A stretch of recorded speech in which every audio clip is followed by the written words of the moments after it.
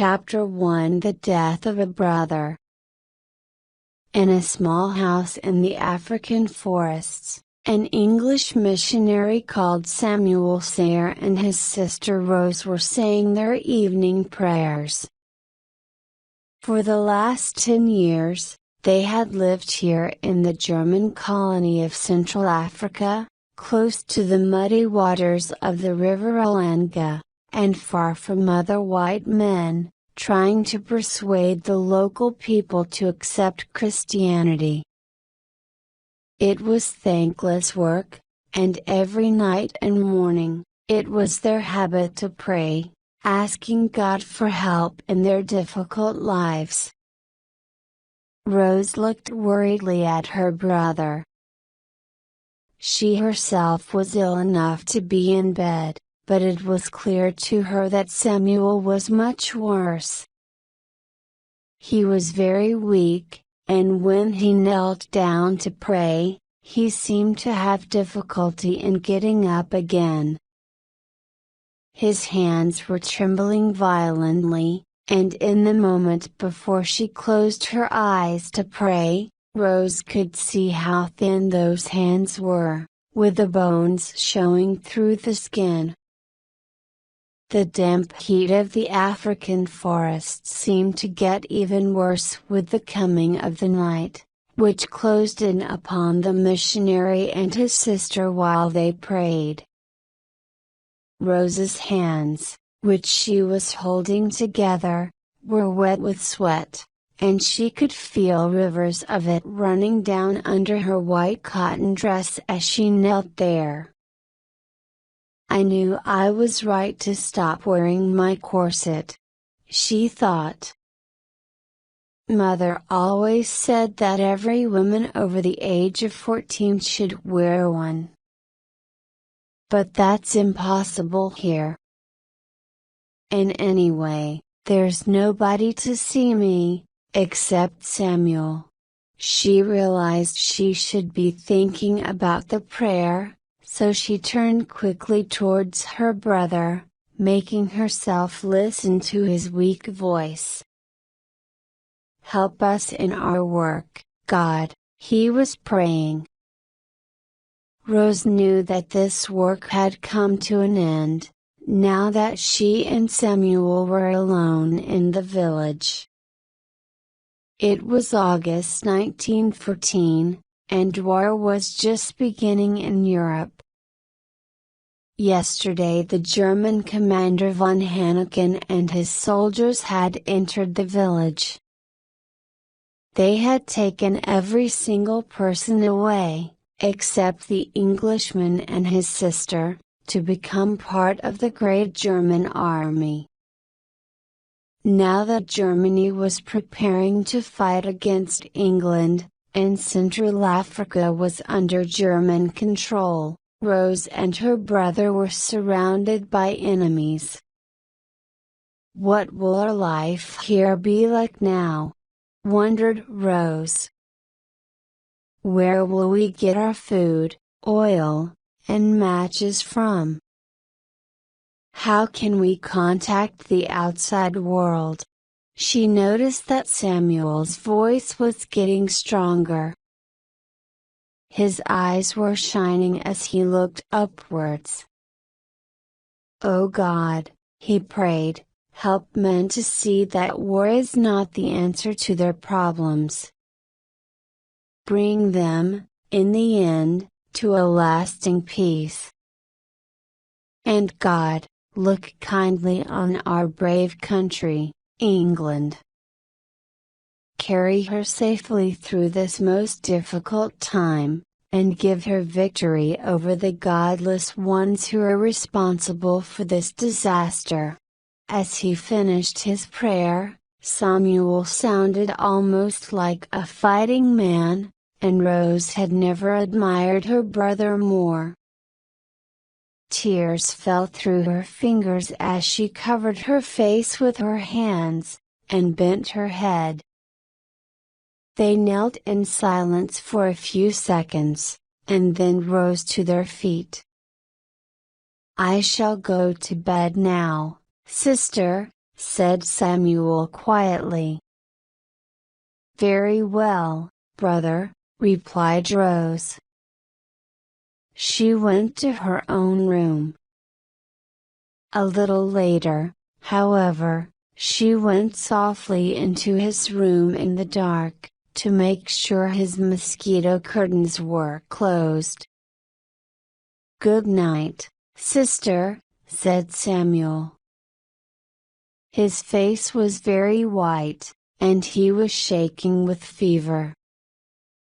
Rose went back to her room, and lay on the bed, sweating in the terrible heat.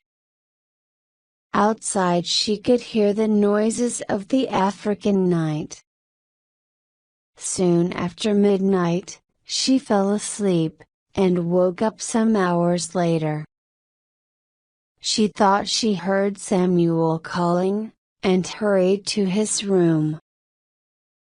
But if Samuel had called to her, he was not conscious enough to speak clearly now. She could not understand what he was trying to say. He seemed to be explaining, perhaps to a higher being, the reasons why he had failed in Africa. He repeated the same words again and again. "I'm sorry," he said. It was the Germans, the Germans. He died very soon after that, while Rose cried at his bedside. After a time, she dried her eyes and slowly got to her feet. The morning sun was beating down on the forest, and she was all alone in the world. "What will happen to me now?" she thought. Her fear did not last long, however. Rose's 33 years of life, including 10 in Central Africa, had made her quite self-confident. She knew that she was able to solve most problems on her own. And as she stood beside the dead man in the quiet little house, it wasn't long before she stopped feeling afraid, and started feeling angry. Why did Samuel die? She asked herself. Because the Germans broke his heart when they took all the natives away. Even if they survive the lighting, they'll lose their Christianity and go back to their old ways. That's what killed Samuel, seeing 10 years of his work destroyed in a single hour. Since Rose was a child, her parents had taught her to love and admire her brother. When she was only a girl, he had become a missionary. She had been happy to become his helper and companion, and travel with him to this most distant and foreign corner of the world. Here she had lived and worked with him, through good times and bad, trying to learn the local languages, managing to cook meals with whatever food was available, mending and making their clothes, and visiting the villagers in their homes. Samuel had been her whole world. It was not surprising that she hated the Germans for causing his death. And naturally, she could not see the other side of the question. Commander von Hanneken had the difficult job of keeping Central Africa in German hands, although he knew that the real war would be fought in Europe. He only had 500 white men in a colony of 1 million black people, of whom not more than a few thousand even knew they were under German control. So it was only natural that he should use every man, woman and child that he could find. Rose remembered that she had always disliked the Germans. She remembered how unpleasantly she and Samuel had been questioned, and laughed at, when they first arrived in the colony as missionaries. She discovered that she shared the German character, their ideas, their laws, everything about them, in fact. And now that her dead brother had, in his prayers, asked God to defeat them and give victory to the English, she felt a strong wish to fight the Germans herself. But how can I? She thought. Here I am, alone in the Central African forest, alone with a dead man. There's no possible chance of my doing anything at all. It was at this moment that Rose looked out of the window and saw opportunity coming towards the house. She did not recognize it as opportunity. She had no idea that the man who had appeared there would help her to fight for England's victory. All she realized at the time was that it was Lonut, the London-born mechanic who worked for a Belgian gold mining company 300 kilometers up the river.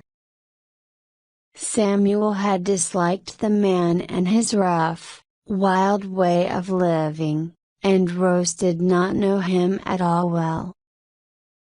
But it was an English face, and a friendly one, and the sight of it made her realize how lonely she was. So she hurried outside, and waved a welcome to Elnut. Chapter 2: The African Queen Goes Down River. Elnut appeared very worried, looking around fearfully all the time as he came towards her. "Where's everybody, miss?" he asked. "They've all gone," said Rose. "Do you need any help?" "Where's your brother?" He's inside." "He's dead," said Rose. Her lips began to tremble, but she did not allow herself to show weakness. She shut her mouth into its usual hard line. "Dead, is he?" "That's bad, miss," said Elnut. "He was not a brave man, and to him the missionary's death was less important than the very real danger he now found himself in." "Have the Germans been here, miss?" he asked. "Yes," said Rose. "Look." He stared at the empty, silent village. "Awful, isn't it, miss?" It was like this up at the gold mine, all the natives gone, and the Belgians too. What the Germans have done with them, God only knows. I wouldn't like to be a prisoner of that officer with a glass eye. Von Hanneken's his name, isn't it? But he hasn't got the boat, anyway. "Nor what's in it." "The boat?" said Rose sharply. "Yes, miss. The African Queen. I was bringing back food and drink and explosives from Limbassy for the Belgians. But there's no one at the mine to take it. So it's still in the boat." They were inside the house now, and Elnut, realizing that death was present, took off his sun hat. "I'll bury your brother, miss," he said. The offer was rather sudden, but he and Rose both knew that in the African heat a dead man must be buried in 6 hours. Also, Ulnut was in a hurry to get away in case the Germans returned. "Thank you. I'll say the prayers over his body," Rose said, keeping her voice from trembling. So together, they carried Samuel outside, and Ulnut started digging. And when it was all over, he said, "Don't cry, miss. Come down to the boat. Let's get away from here." Rose put some things in a bag, and they followed the muddy path through the forest down to the rushing brown river. Ulnut helped Rose to climb into the boat. She sat down and looked around.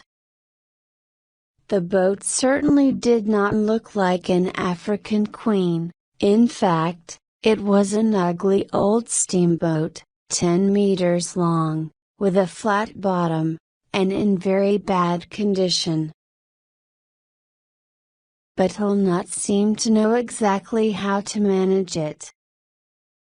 He put wood on the fire under the boiler, and soon the engine began to make noises and send out little clouds of steam from every corner. Ulnut threw more wood on the fire, and then ran forward to the front of the boat to pull up the anchor.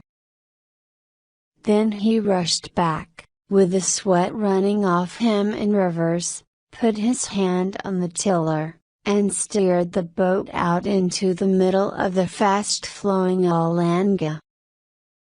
"I thought, miss," he said, "that we'd better find somewhere quiet behind one of these small islands, where we can't be seen. Then we can talk about what to do." "Yes, that would be best," agreed Rose. "Could you hold the tiller for a moment, miss?" he asked. Rose silently took hold of the tiller. It was so hot that it seemed to burn her hand. She began to enjoy feeling the boat move obediently as she put the tiller to one side or another, while Ulnut put more wood on the fire, and kept a careful eye on the river ahead. Plants grew thickly on the muddy bed of this part of the river, and it was often difficult to find enough clear water to take a boat safely through. "Over this way, miss," he called. That's it. The boat moved into a narrow channel between an island and the river's edge, where the light was all green from the leaves meeting overhead. Ulnut stopped the engine and threw out the anchor with a great crash. As the noise died away, a heavy silence seemed to close in on them. Rose looked at Ulnut. As usual, a cigarette hung from his lower lip. He still seemed restless and jumpy, as he waved away the flies, but he was more in control of his fear now. "Well, here we are, miss," he said brightly. "Safe for the moment. The question is, what next? We've got lots of food. 2,000 cigarettes. 24 bottles of gin. We've even got boxes of explosives. We can stay here for months if we want to. But do we want to? How long do you think this war will go on, miss?" Rose was so surprised she could not speak. He was clearly suggesting they should stay in this hiding place until the war was over. Did he have no wish to fight for his country?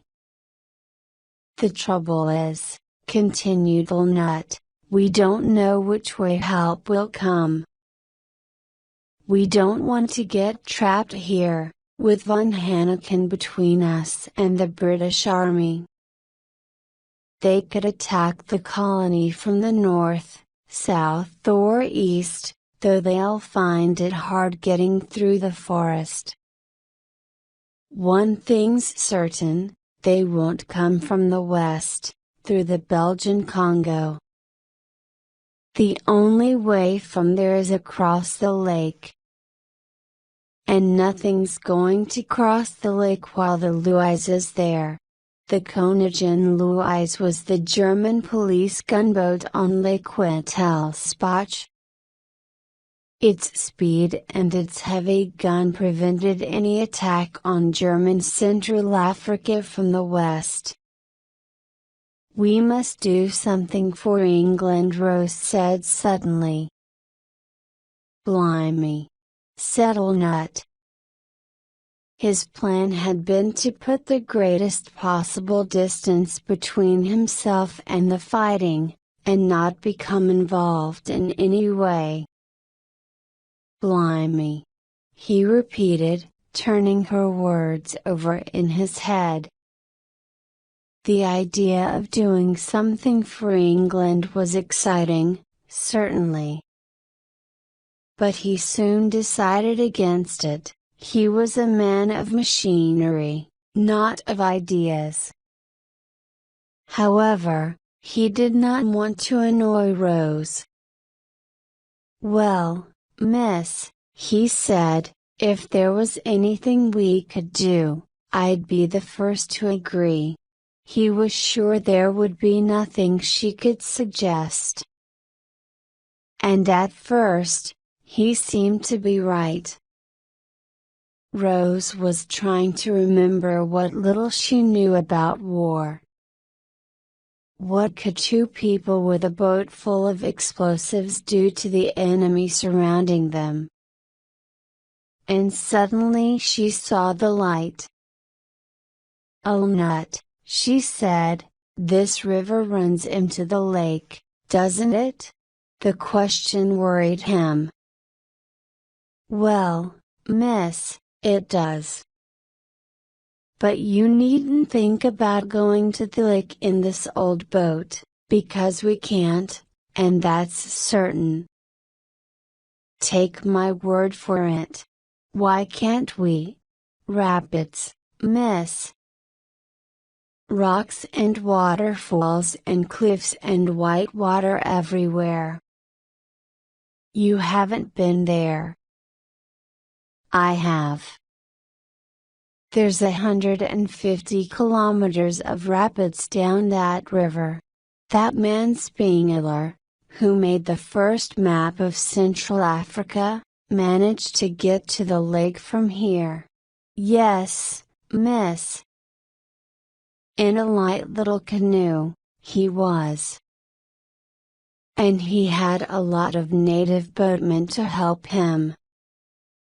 The African Queen's much too wide and heavy to get through those rapids.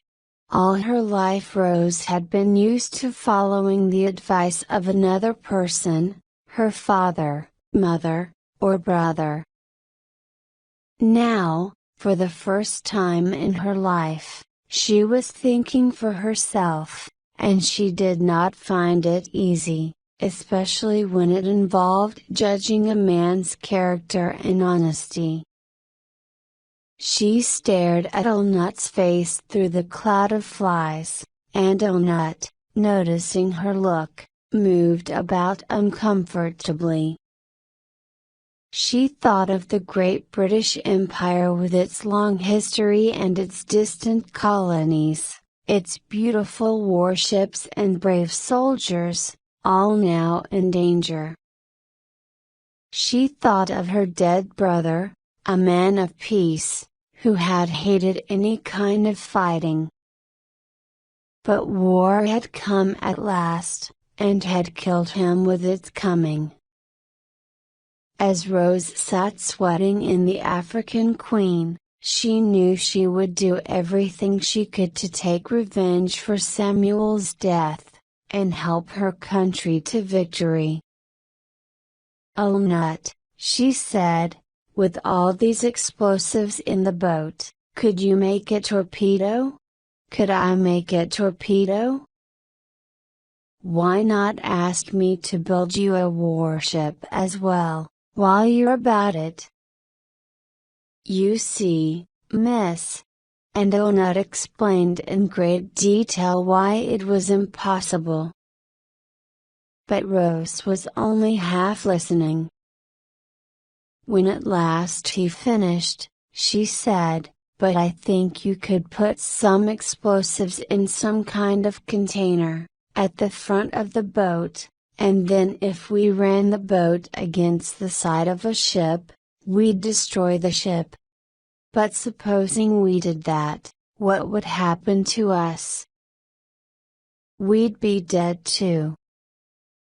And what would we want to torpedo?" Rose was thinking unusually fast. She was not worried about dying, and she knew perfectly well what she wanted to torpedo. But she realized she would have to be clever if she wanted to persuade Nut to agree. "I wasn't thinking where I'd be in the boat," she said.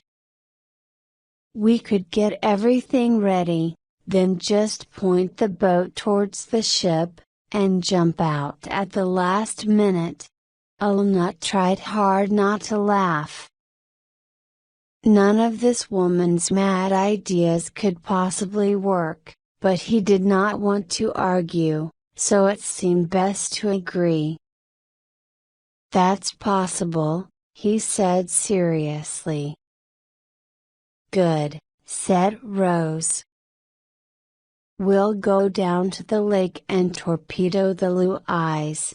Don't be silly, Miss. We can't get down the river." "I've told you that. Spengler did. In a canoe, Miss, as I said, and with dash that just shows we can, too." Nut decided to stop arguing. She'd think differently when she saw the rapids, he thought. "Have it your own way then, Miss," he said. "Only don't blame me. That's all. We must start at once," said Rose. "What, now, Miss?" "There's only 2 hours of daylight left. We can go a long way in 2 hours," she replied, shutting her mouth tight.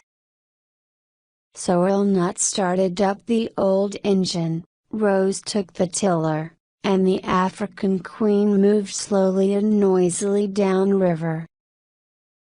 By the time darkness was falling, Rose was feeling pleased with herself for learning how to manage the boat so quickly.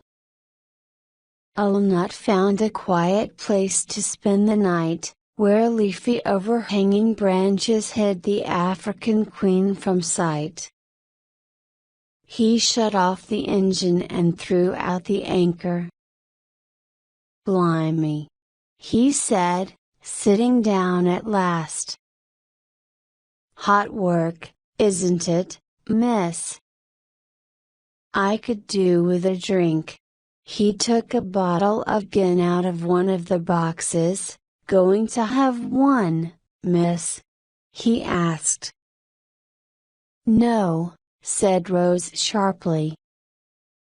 Her brother had spoken so often about the terrible effects of strong drink, but he had failed to stop the natives drinking their homemade beer.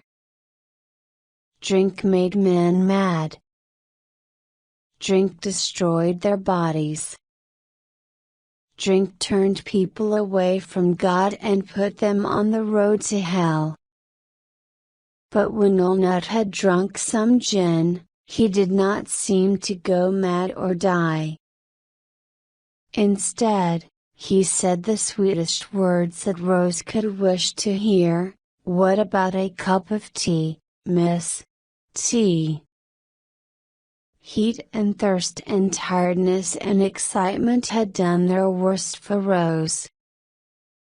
For years, she and Samuel had each drunk 12 cups of tea every day, and today she'd had none. Tea. She wanted to drink 10, 20, 30 cups of it. "I'd like a cup of tea," she said politely. And after their tea, which made Rose feel warm towards the whole world, except the Germans, Alnut said, hesitating a little, I'd like a bath before bedtime." "So would I. I'll jump into the water at one end of the boat, and you can do the same at the other," he suggested. "Then, if we don't look, it won't matter." So Rose, instead of turning away from this idea in horror, found herself bathing naked in the river while a man did the same thing only a few meters away. But it did not seem to matter, and the water felt wonderfully cool on her hot skin. The forest was quiet now that it was dark, and all around her was the sound of the rushing waters of the great river. When they were both dressed again, Alnut made a bed for Rose with some old blankets, while he lay down nearby. The flies were biting, and Rose's head was full of thoughts crowding in. But soon, completely exhausted, she slept. Chapter 3: The Argument. Rose managed to sleep most of the night. It was the rain which woke her, the rain and the thunder and lightning. All round her was noise, with the rain beating down on the boat and the thunder crashing overhead. Rose felt the warm rain on her face, and realized she was wet to the skin. Something moved nearby, and the lightning showed Alnut sitting up. He looked extremely miserable. "Blimey!" he said. "Wet, isn't it?" For a moment, Rose felt she wanted to put an arm round his shoulders and hold him like a child. She blushed secretly when she realized this, because Alnut was no more a child than she was. Instead, she sat up and said, "What can we do?" "Nothing, miss," he replied unhappily. "Just wait." Then the storm passed as quickly as it had come. The wind died away, the sky suddenly became light, and steam rose from everything touched by the morning sun. "What should we do before we move on?" asked Rose. "We've got no wood. And we'll have to pump out the boat, it's full of rainwater. Show me how to do that." "You go and get the wood." So Rose was introduced to the hand pump, a tired old piece of machinery, which often trapped her fingers painfully and sometimes refused to work at all. In the end she came to hate that pump more than anything she had ever hated before. Finally, however, the boat was cleared of water, and then she helped Alnut bring the wood onto the boat. "We'd better start now," said Rose. "Breakfast?" suggested Alnut, and then, cleverly, "Tea? We'll have that while we're going along," said Rose. All her life Rose had been happy to let her brother Samuel order her about. Now that he was dead, however, she had discovered that she was good at deciding what to do. She desperately wanted her plan to succeed, and she would not allow anything to delay or prevent it. Ulnut did not mind Rose giving orders. The woman was a bit mad, he thought, but at present, it would be more trouble to argue with her than to obey her. And Ulnut always avoided trouble if he could. He started up the engine, and the boat steamed noisily back into the Mam Channel. Soon they were traveling downriver again, with Rose at the tiller. Ulnut brought some tea and tin mead to her as she sat at the back of the boat, then he returned to keep a watchful eye on the engine. It was hot for Rose as the sun climbed higher, but even hotter for Ulnut, working next to the heat of the fire and the boiler. She felt sorry for him, and understood why he kept drinking river water, although she knew how unhealthy it was. In fact, Ulnut was used to impossible temperatures. He had worked in ship's engine rooms where the air was far hotter than on the river Olanga, and he was even enjoying his endless battle to keep the African Queen's engine going. Soon they were in a wider part of the river, a kilometer wide. Ulnut did not like the open water. He was afraid von Hanneken's men were watching the river and would see the African Queen. Rose knew what was worrying him, but she had no fear herself. She did not believe anyone, not even von Hanneken, could stop her now. But in order to calm Ulnut, she steered the boat across the river to the opposite bank, where she could see a long narrow island.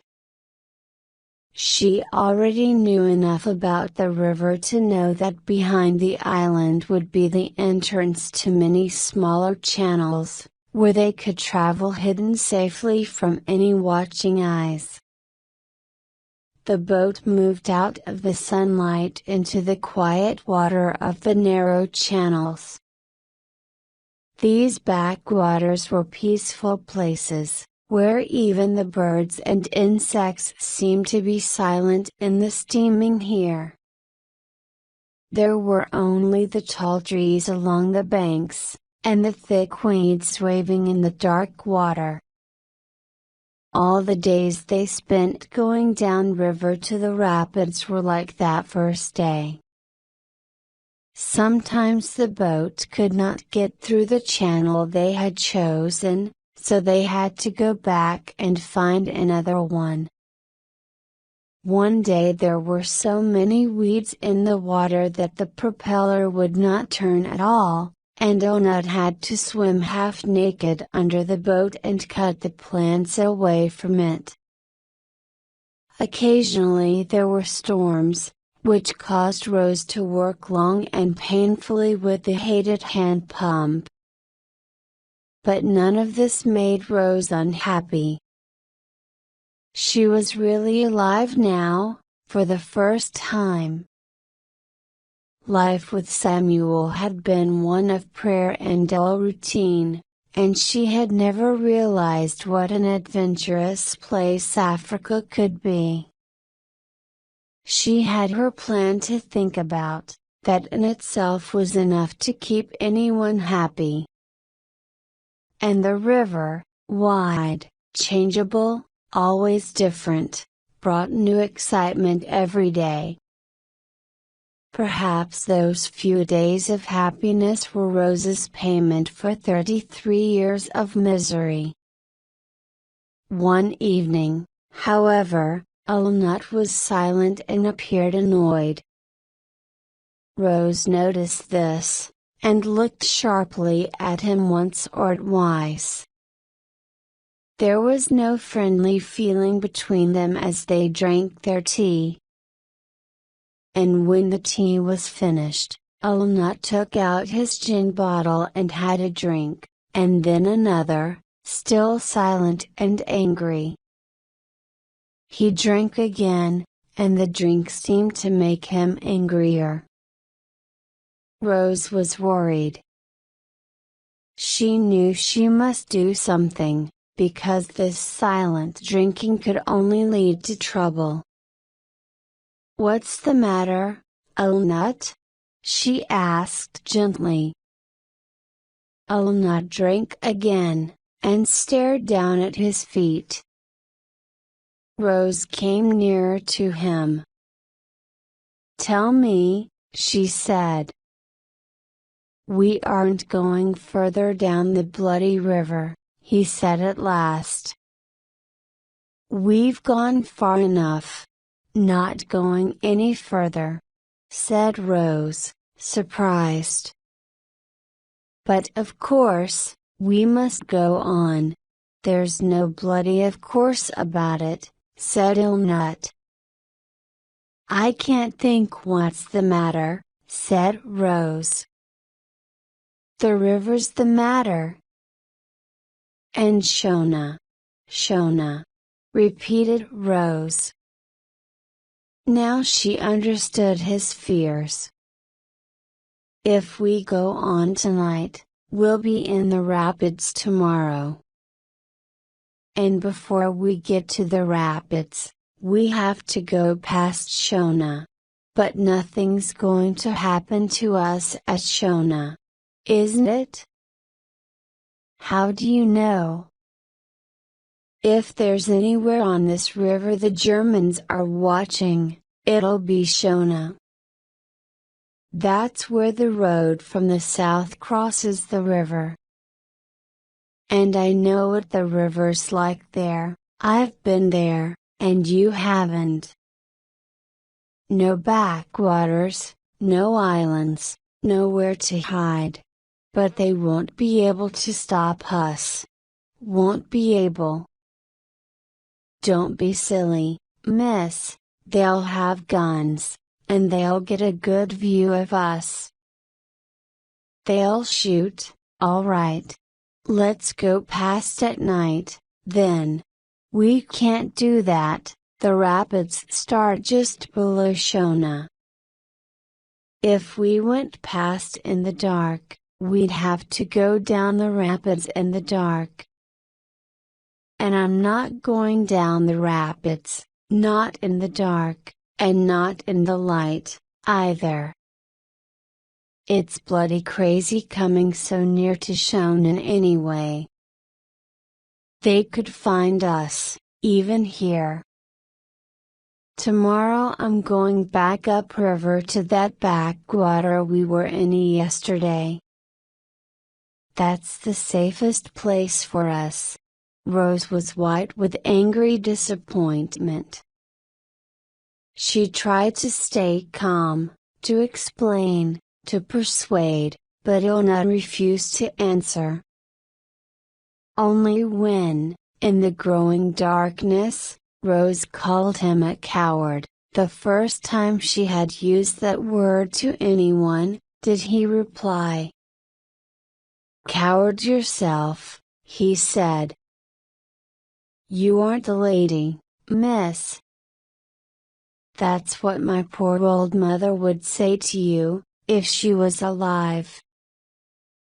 "If my mother could hear you dash when a man who is drinking gin starts talking about his mother, he is past all argument," as Rose began to realize. She was alone in a boat with a man who was drunk, a most frightening situation. She stayed silent, ready to fight for her life or her virginity, and quite certain that one or the other would be in danger before the morning. But Ulnut, when drunk, was neither violent nor interested in women. Mentioning his mother had brought tears to his eyes. He talked loudly and confusedly about the women he had known and his boyhood friends in London, and made a noisy attempt to sing a song. Finally, through the darkness, Rose heard the sound of a body falling heavily onto the floor of the boat, and she knew he must be asleep. Rose, however, did not close her eyes all night. At that moment, she had no hope left, and she hated Ulnut for destroying her plans. Although she desperately wanted to carry on, she knew she could not manage the African Queen alone. She decided, as the hours slowly passed, to make Ulnut pay for his cowardliness. Her mouth became a thin line. She would make life hell for him. Now that Samuel was dead, she had no use for kindness or goodness or any other Christian feelings. The next morning Ulnut woke with the worst headache he had ever had. The light hurt his eyes, and he could only sit there, holding his head in his hands. Rose, meanwhile, was emptying all the gin bottles over the side of the boat. Then, without even looking at him, she made herself some breakfast. Next, she washed some clothes and hung them up to dry, still without a word to Ulnut. This was, in fact, the beginning of the great silence. Rose had been able to think of no better way of making Ulnut's life hell. She did not realize it was the most effective way. By the end of the day Ulnut, who loved talking, was desperate for some conversation. "Blimey, aren't it hot?"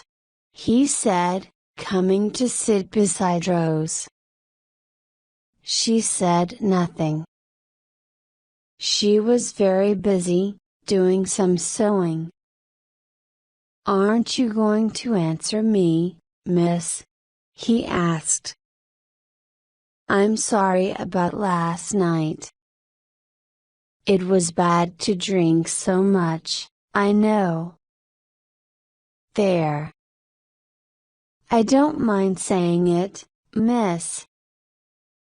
And you've thrown away the gin, so I've learned my lesson." But when there was still no answer, Ulnut became angry. "Have it your own bloody way, then," he said, getting up and going to the other end of the boat. Rose went on calmly with her sewing, while Ulnut spent some time repairing the boiler and the engine. But when he had washed all the oil off himself, there was nothing left to do. And all round him was the silence of the river, which in itself was enough to make him feel lonely and uncertain. Chapter 4 Riding the Rapids. Ulnut was not intelligent enough to win the battle against Rose. He was not used to doing any continuous thinking, so he was helpless in a situation where there was nothing to do except think. In the end, it was the noise of the river endlessly beating against the riverbank, which defeated him. He had tried several times to talk to Rose, and only once had he managed to make her say anything. "I hate you," she had said then. "You're a coward and you tell lies, and I won't ever speak to you again." she was surprised to see how much he disliked her silence. She had only wanted revenge, but now she began to realize how much power she had over him, and hoped that, in the end, she could persuade him to obey her. Ulnut was also reconsidering the situation. At first, he had thought Rose was angry with him for being drunk. Then he realized her anger was at his refusal to go on downriver. But her plan still seemed so wild and crazy that he made himself live with Rose's silence for another 24 hours. And that was a very long day and night. Ulnut had grown up in a busy city, and all his life he had worked in crowded ships and noisy engine rooms. Silence was one of the things he could not live with. That night it even prevented him from sleeping, which was quite new for Ulnut and worried him a great deal. So, in the morning, when he thought of the awfulness of the long day ahead, he said, "Tell me what you want to do, miss. Just tell me, and I'll do it." "I want to go on down the river," said Rose. Once more Ulnut's head was full of terrible pictures of guns and rocks and rapids, of death by drowning, of capture by the Germans.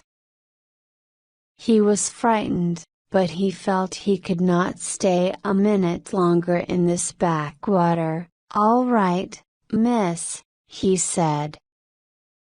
"Come on." Sometime later, the African Queen steamed out of the backwater into the main river. Rose sat holding the tiller, completely happy. They were on their way again, to help England, and the thought of a little danger could only add to her happiness. "That's the hill Shona stands on," Ulnut called to Rose, pointing to the cliffs on their right. They had reached Shona much faster than he had expected. He looked fearfully up at the steep riverbank for any sign of soldiers or guns. Then he returned to his fire, feverishly putting on more wood, to make the African Queen reach its top speed. The natives on the hill saw the boat coming, and ran to tell the German officer in the village. He hurried to the edge of the cliffs, and recognized the African Queen at once. Von Hanneken had given special orders to capture the boat. "I suppose the English missionaries and the mechanic have got tired of hiding in the backwaters," the officer thought. "They're coming to surrender. Von Hanneken will be pleased." But his smile soon disappeared when he realized the African Queen was not coming in to surrender at all, but was going on down the river at full speed. He shouted angrily for the guards, and the natives came running with their guns. He ordered them to shoot, but they were not well trained, and none of the shots appeared to reach the boat. Again, he shouted angrily. But the African Queen still seemed to be untouched, and was steaming fast away from Shona.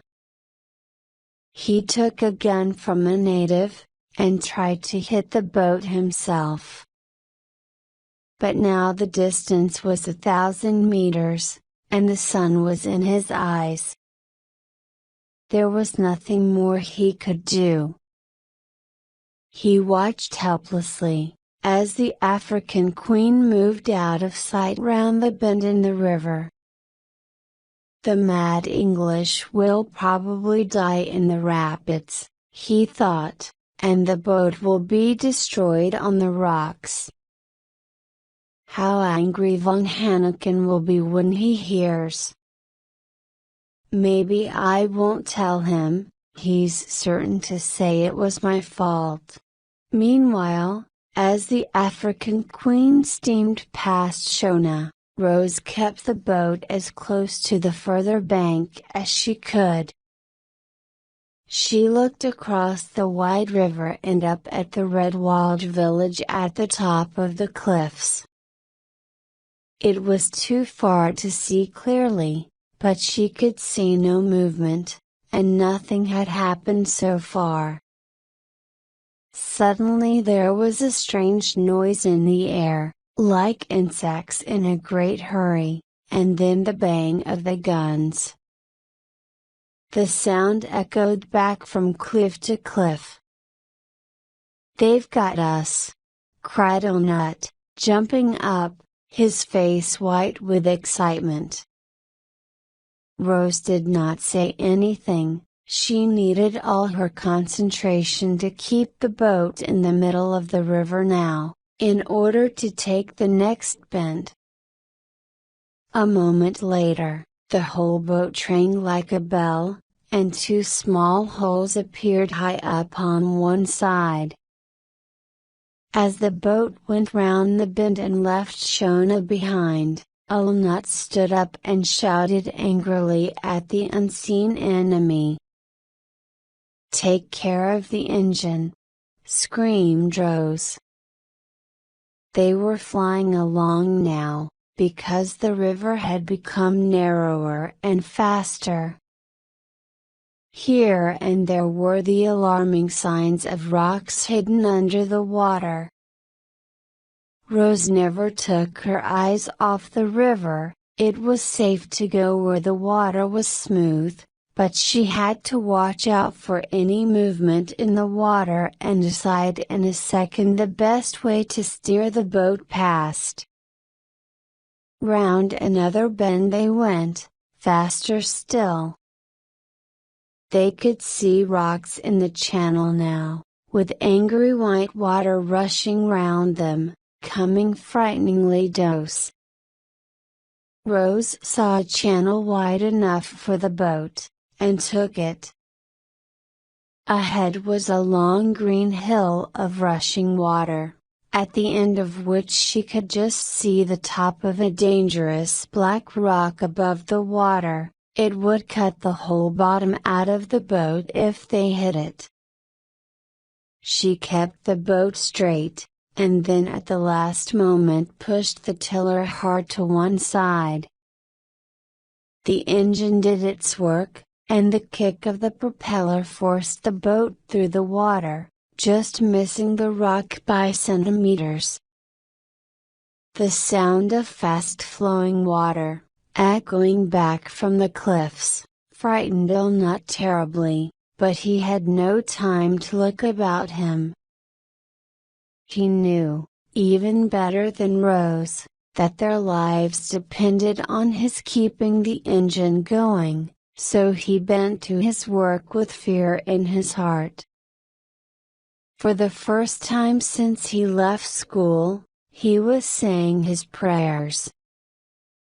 It was only a few seconds before they reached the next rapid, with its ugly rocks, white waves, and hills of green water. Rose rode it like a queen of the sea. She had never enjoyed anything so much before.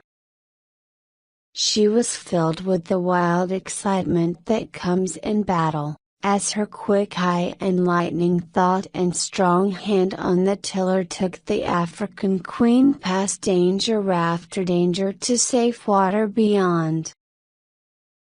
A moment later they took another bend in the river and found themselves in the worst rapids so far. While Rose was picking a channel through the rocks, she noticed that Olnut was waving at her.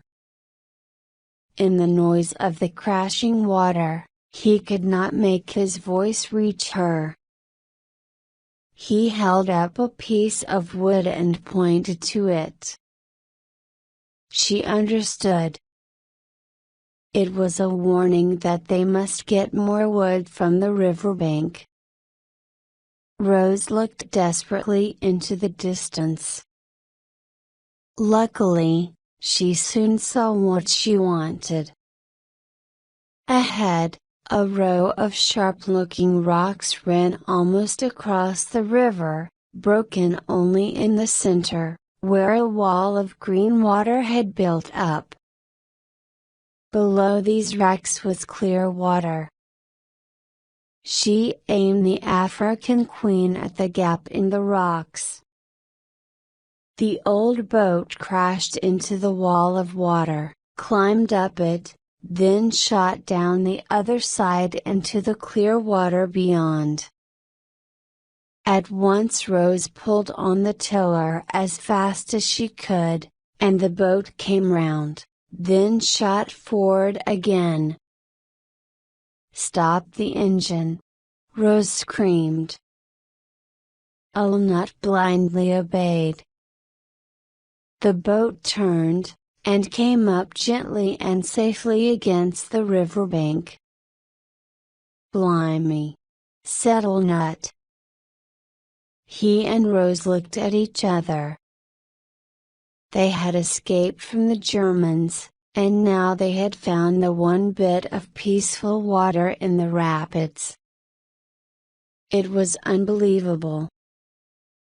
The place where they found themselves was cool and pleasant.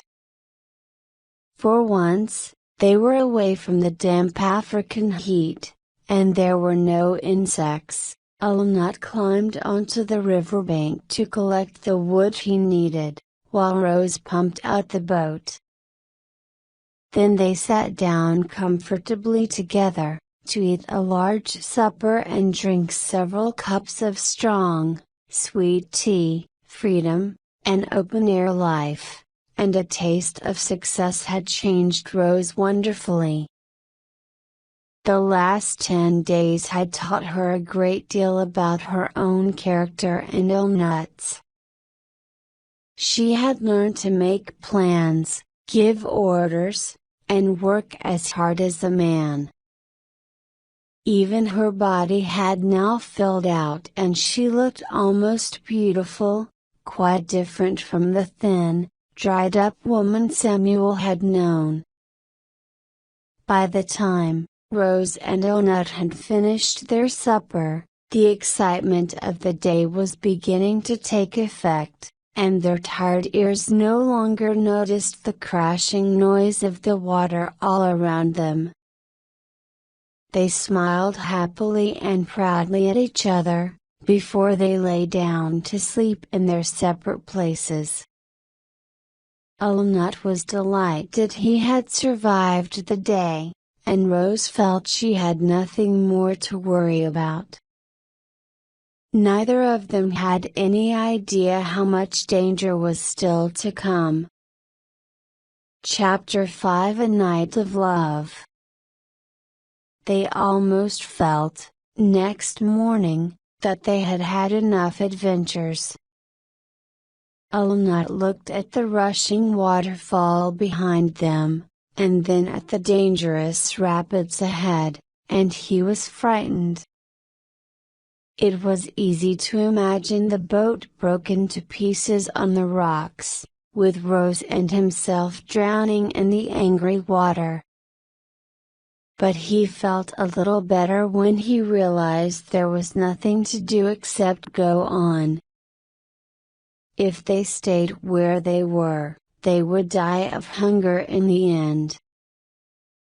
The only possible way out lay down the river.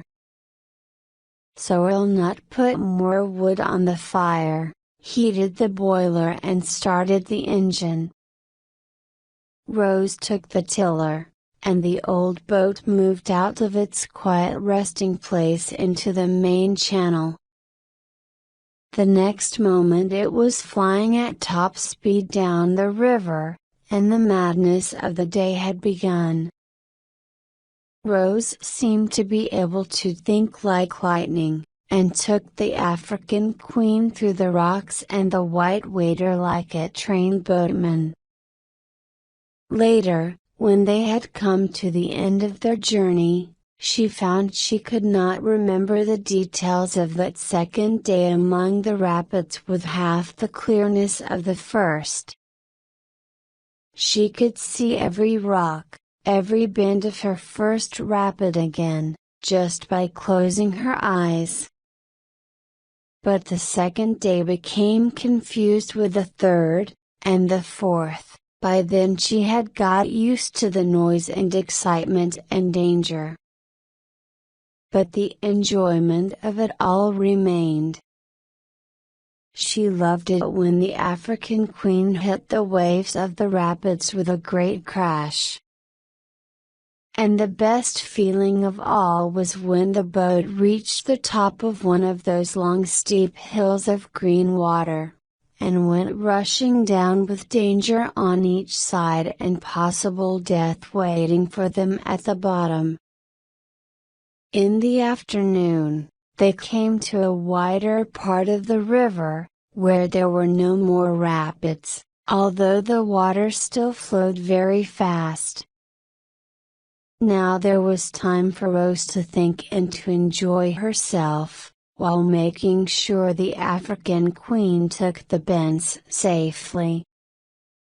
Even Nut did not feel he needed to concentrate so hard on the engine, and he lifted his head.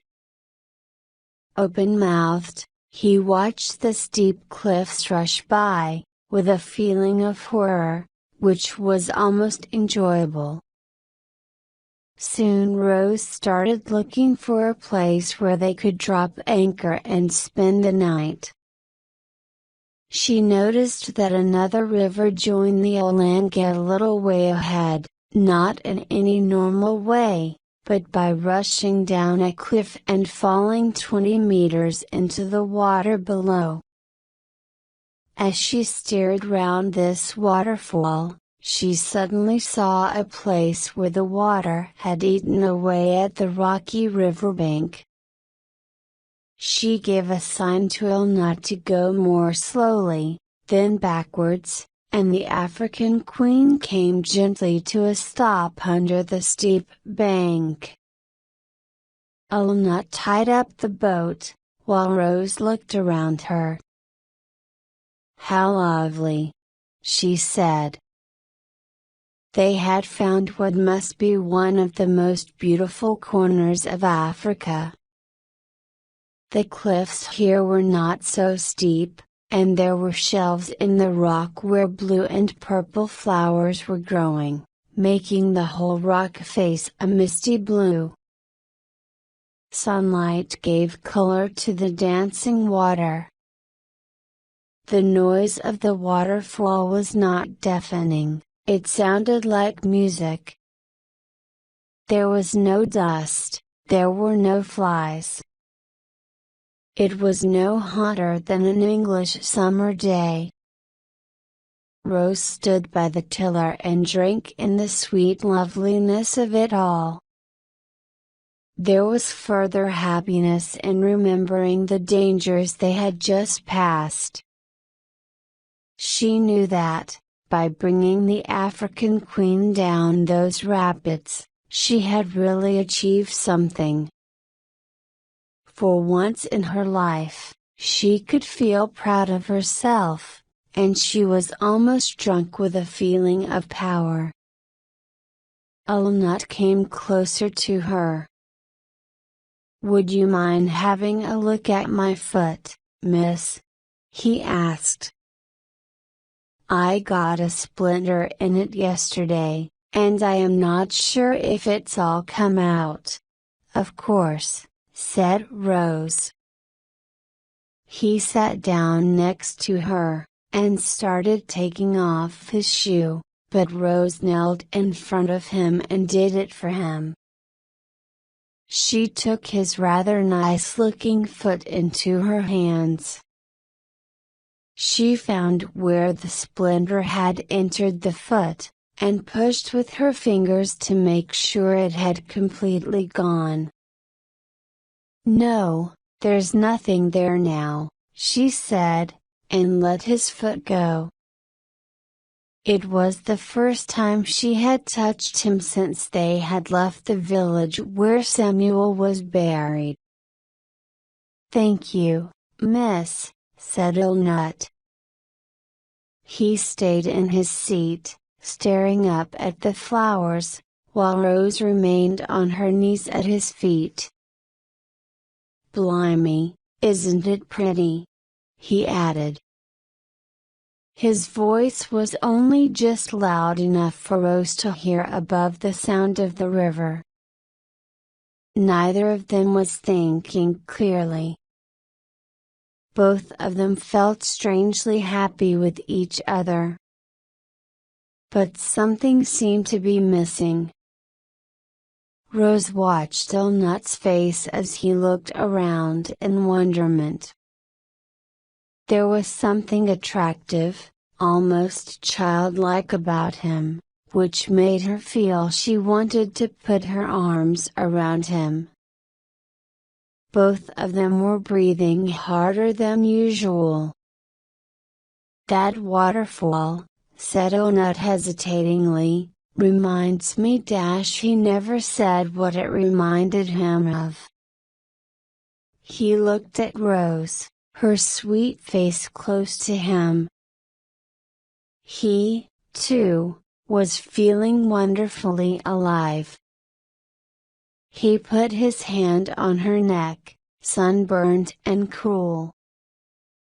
Rose caught at his hands, to hold them, not to push them away. He knelt down and their bodies came together. Rose realized he was kissing her. The blood was rushing through her body and her head was swimming. His hands pulled at her clothes, and she could not refuse him even if she wanted to. She put her arms round his thin body and held him to her, while they made love. It was not really surprising. Everything had pointed to it, their lonely situation, their closeness, the dangers they had survived, their healthy life. Even their arguments had helped. Rose was made for love. In the past, she had been afraid of love and avoided any thought of it, but it was impossible not to think of it, surrounded by the wild beauty of the Olanga. She wanted to give, and to give again, and to go on giving. That was her character. The most important thing, perhaps, was what she had been taught about men all through her girlhood. Her mother, her aunts, all the married women she knew, thought men were careless and untidy, unable to cook a meal or clean a room. These ladies explained to Rose that women had to spend all their time clearing a path for men in life, but at the same time, men were like gods, and must be loved and obeyed. So Rose did not expect the man she loved to be perfect. She accepted that he would not earn her admiration. She would not love him so much if he did. Ulnut's weaknesses, his fondness for gin and his fear of personal danger, made him more attractive to the motherly side of Rose's nature. As the flame of passion died down in him, and, with his lips on hers, he whispered a few sleepy words to her, she was very happy, and held him in her strong arms. Ulnut was very happy, too. His need was just as much for a mother as for a lover. There was a happiness in Rose's arms he had never known before. He felt he could depend on her as he had never depended on any woman in his life. All the misery of his past dropped away from him as he laid his head on her warm shoulder. It was late morning when they woke, to the calm light of day. There was a moment, earlier, when Rose had blushed, ashamed at the thought of last night's passion, but Ulnut's lips were close to hers, and her fears and worries disappeared as she caught him to her. She blushed again when she had to tell him she did not know his name, and when he told her, she repeated Charlie to herself like a schoolgirl. When she felt a powerful need for the morning cup of tea, and after a night of love she needed it just as much as after a long day of riding the rapids, it was she who got up and prepared breakfast.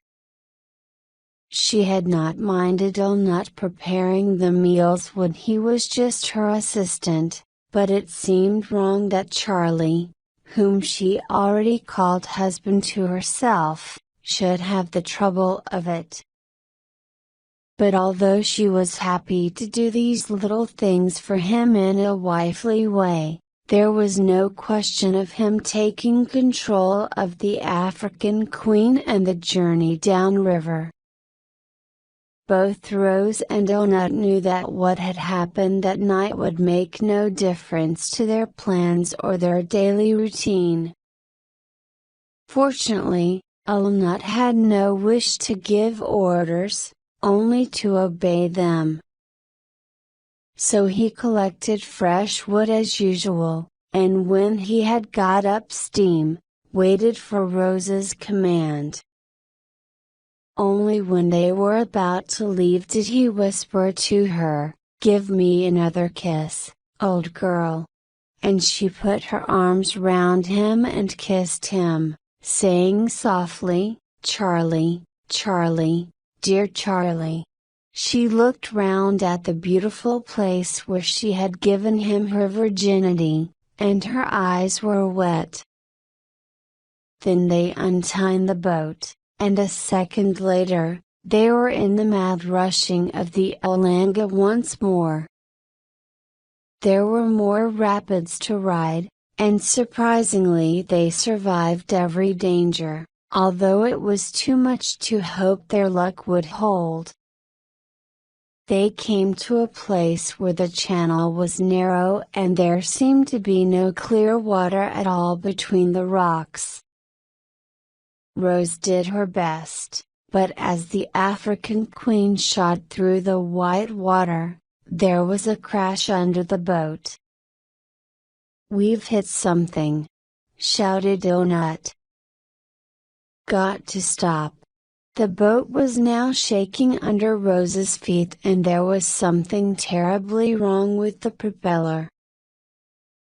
Desperately, Rose searched the river for a backwater. Then she saw a very small one behind a large, flattish rock near the riverbank. Flattish rock. "Charlie!"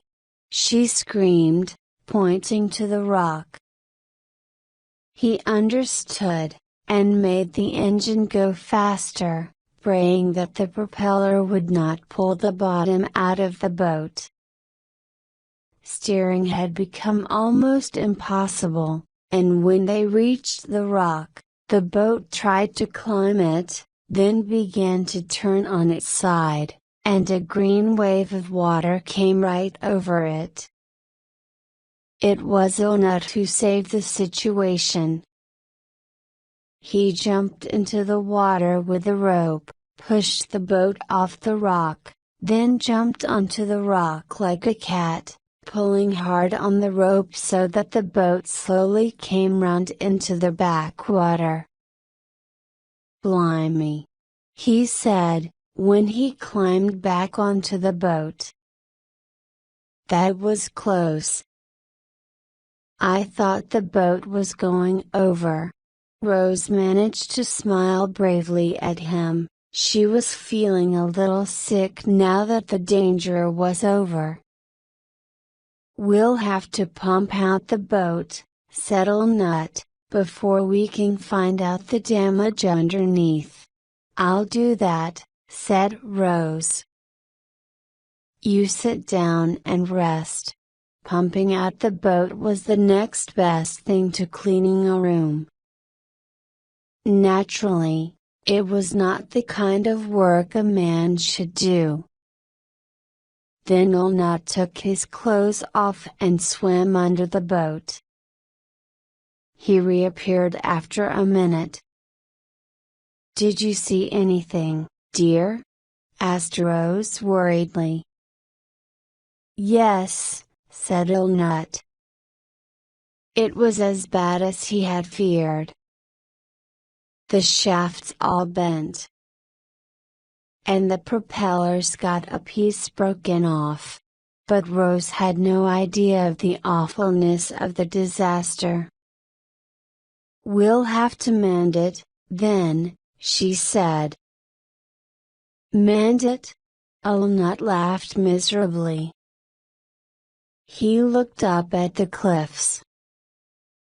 They were not too steep here, and he and Rose would be able to climb up to the top. Then they would have to walk around in the forest until the Germans found them, or until they died of hunger. "Don't know why the shaft didn't break in two," he said. "Never mind, dear," said Rose. "Let's have some dinner, and then we can talk about it." It was the best possible advice. Nut felt much better with a meal and plenty of strong sweet tea inside him. Rose returned to the attack. "What do we have to do before we can go on?" she asked. "Well, if we could pull this old boat out of the water, and if we had a team of workmen to do the repair, and if we could order a new shaft and propeller from the boars makers, and if the post arrived here, then we could do the repair, and go on, with no problems at all. But we can't do any of that." Rose knew nothing at all about anything mechanical, but she was completely confident that Nut would be able to solve the problem. "Could you take the shaft off underwater?" she asked. "And then straighten it before putting it back?" "I'd need a very hot fire for that," said Nut doubtfully. "And then there's still the broken propeller." "Well, you'll have to mend that, too," said Rose brightly. "I'm sure you can, Charlie." Nut thought about how to mend a broken propeller with a bit of old metal in the middle of the African forest. Then he laughed at the idea, laughed and laughed, so that Rose had to laugh with him. For a moment, they forgot the seriousness of their situation. They found themselves in each other's arms. How, neither of them could remember, and they kissed as two people do the day after their wedding. Rose was so full of hope, and so sure that Nut could do it, that in the end he agreed to try. He put his doubts to one side, and they started almost a week of backbreaking, and for him, dangerous work. He had to swim under the boat to take off the shaft and propeller. When he had managed this, they heated up the shaft in the hottest part of a wood fire, so that he could change its shape by hitting it with a hammer. This job took 3 days, and by the time the shaft was straight enough, they were both exhausted and sunburnt. There remained the problem of the propeller. In the end, Ilnut used part of an old boiler to repair it. The cliffs rang with the sound of his hammer. Rose kept the fire going, and held bits of hot metal, burning her fingers again and again.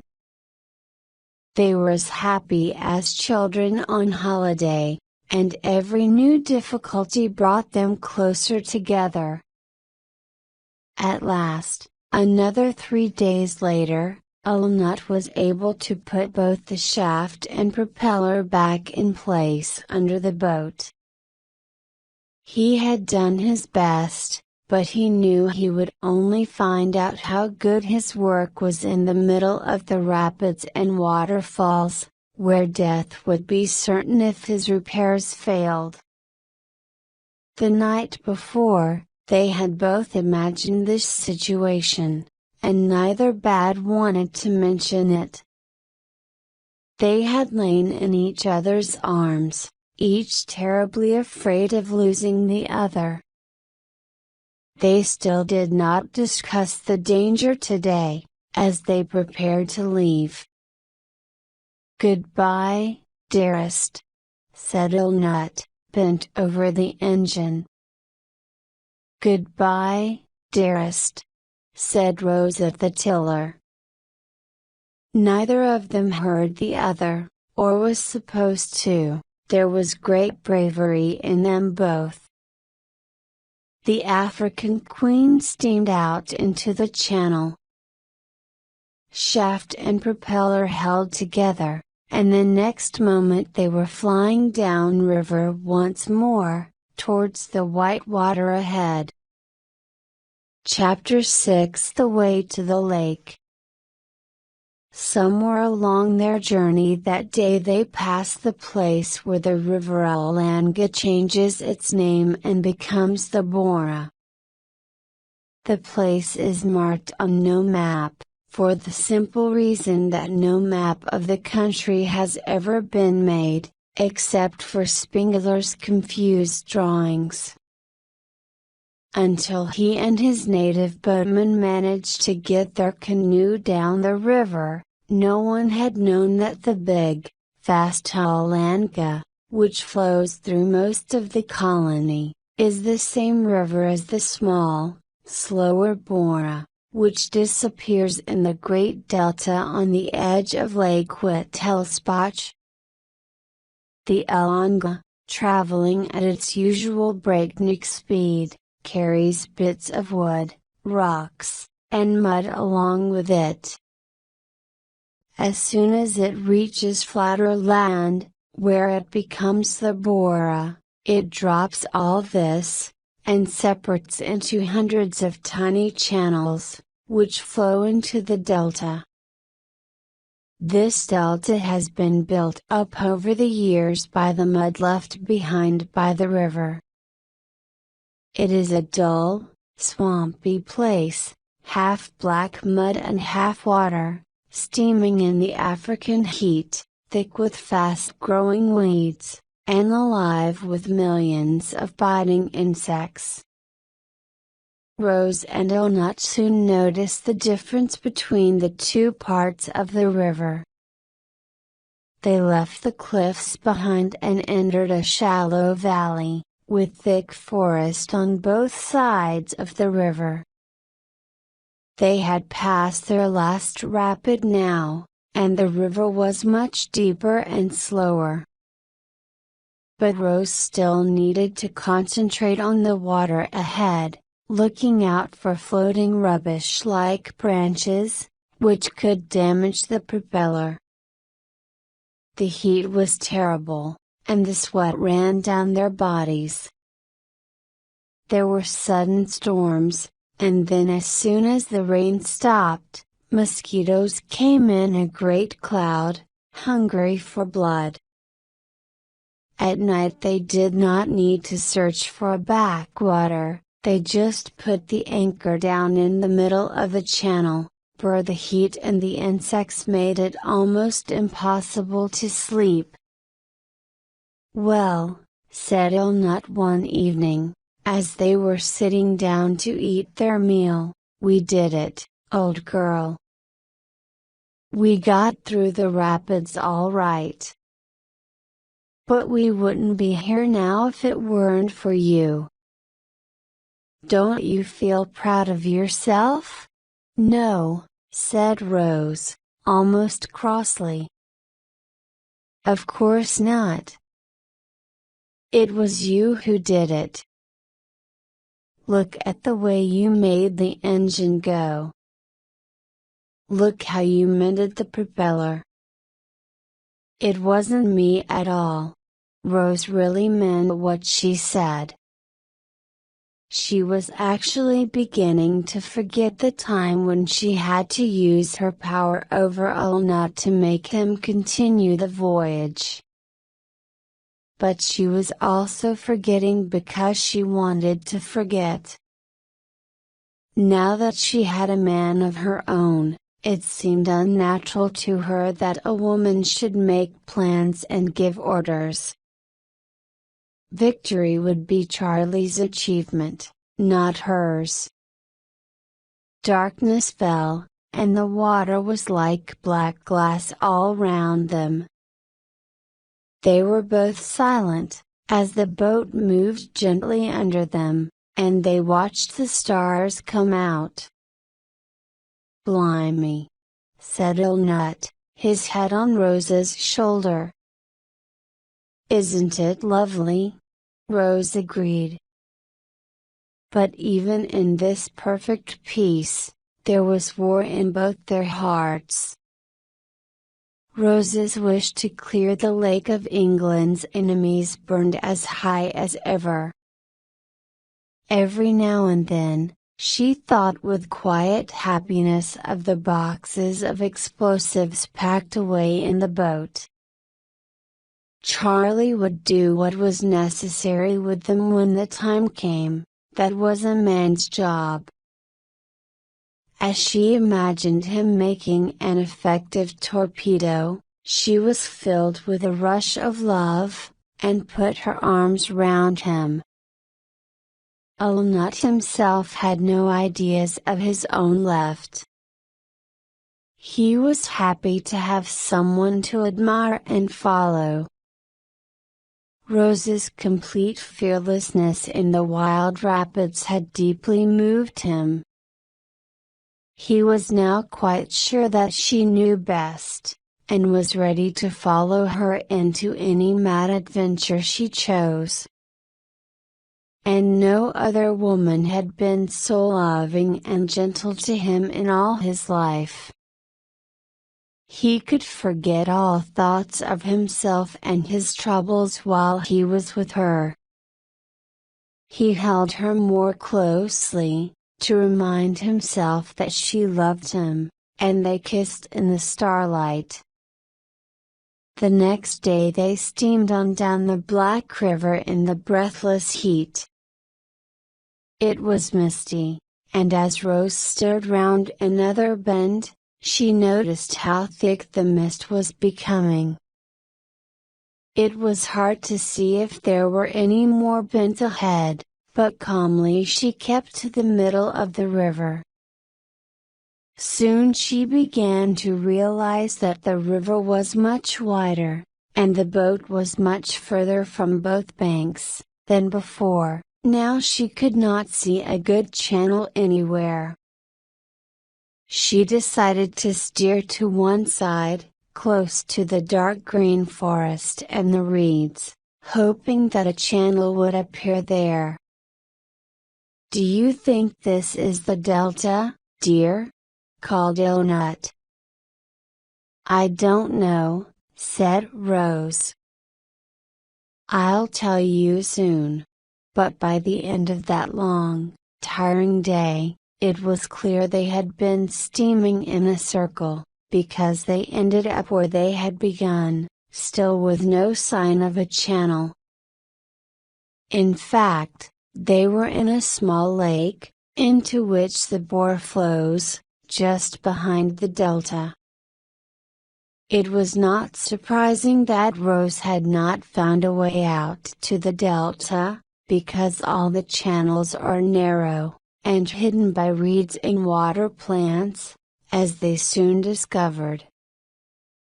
They started very early the next morning, and Rose steered close to the reeds, searching for a channel.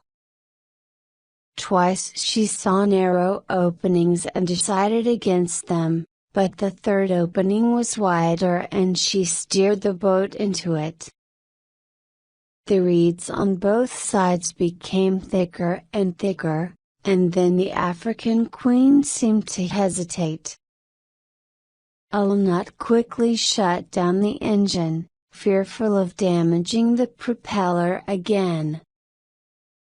"We're in the mud," he said. "I know that," said Rose sharply, "but we've got to go on." Ulnut got out into the water and tried to pull the boat along behind him, but the mud soon became too deep and too soft and he had to climb out again. "We must pull the boat along by the reeds," said Rose. And that is what they did. Ulnut used the boat hook, and Rose her hands, to pull the African Queen along. It was terribly hot work among the reeds. And soon the insects found them again. They came in clouds until the air was thick with them, mad with the thirst for blood. The work was heavy and tiring, too. 2 hours of it left Ulnut breathless. "Sorry, dear," he said at last. "I must have a rest." "All right," said Rose, "give me the boat hook." Ulnut was too exhausted to argue. He lay, sweating, in the bottom of the boat, unable to speak. It did not take long for Rose to become completely exhausted, too. She dropped down beside Ulnut. "We'll go on tomorrow," she said, with difficulty. When she felt a little stronger, she stood up and looked ahead. She could see nothing except reeds and sky. How far they had come, how near they were to the delta, she could not guess. There was nothing to show they would ever get through at all. But that did not matter. They would go on trying tomorrow. That night there was no need to throw out the anchor, as the boat lay immovable in those tall reeds. Rose and Ulnut did not feel the wind that came with that night's storm, but they were delighted with the rain. "It'll deepen the water in our channel," said Ulnut, as they sat in the boat, with rain beating down on their heads. "It can't rain too much for me," said Rose. The next morning, they were up early, looking hopefully around them. It was now clear that they were in some kind of waterway leading through the reeds.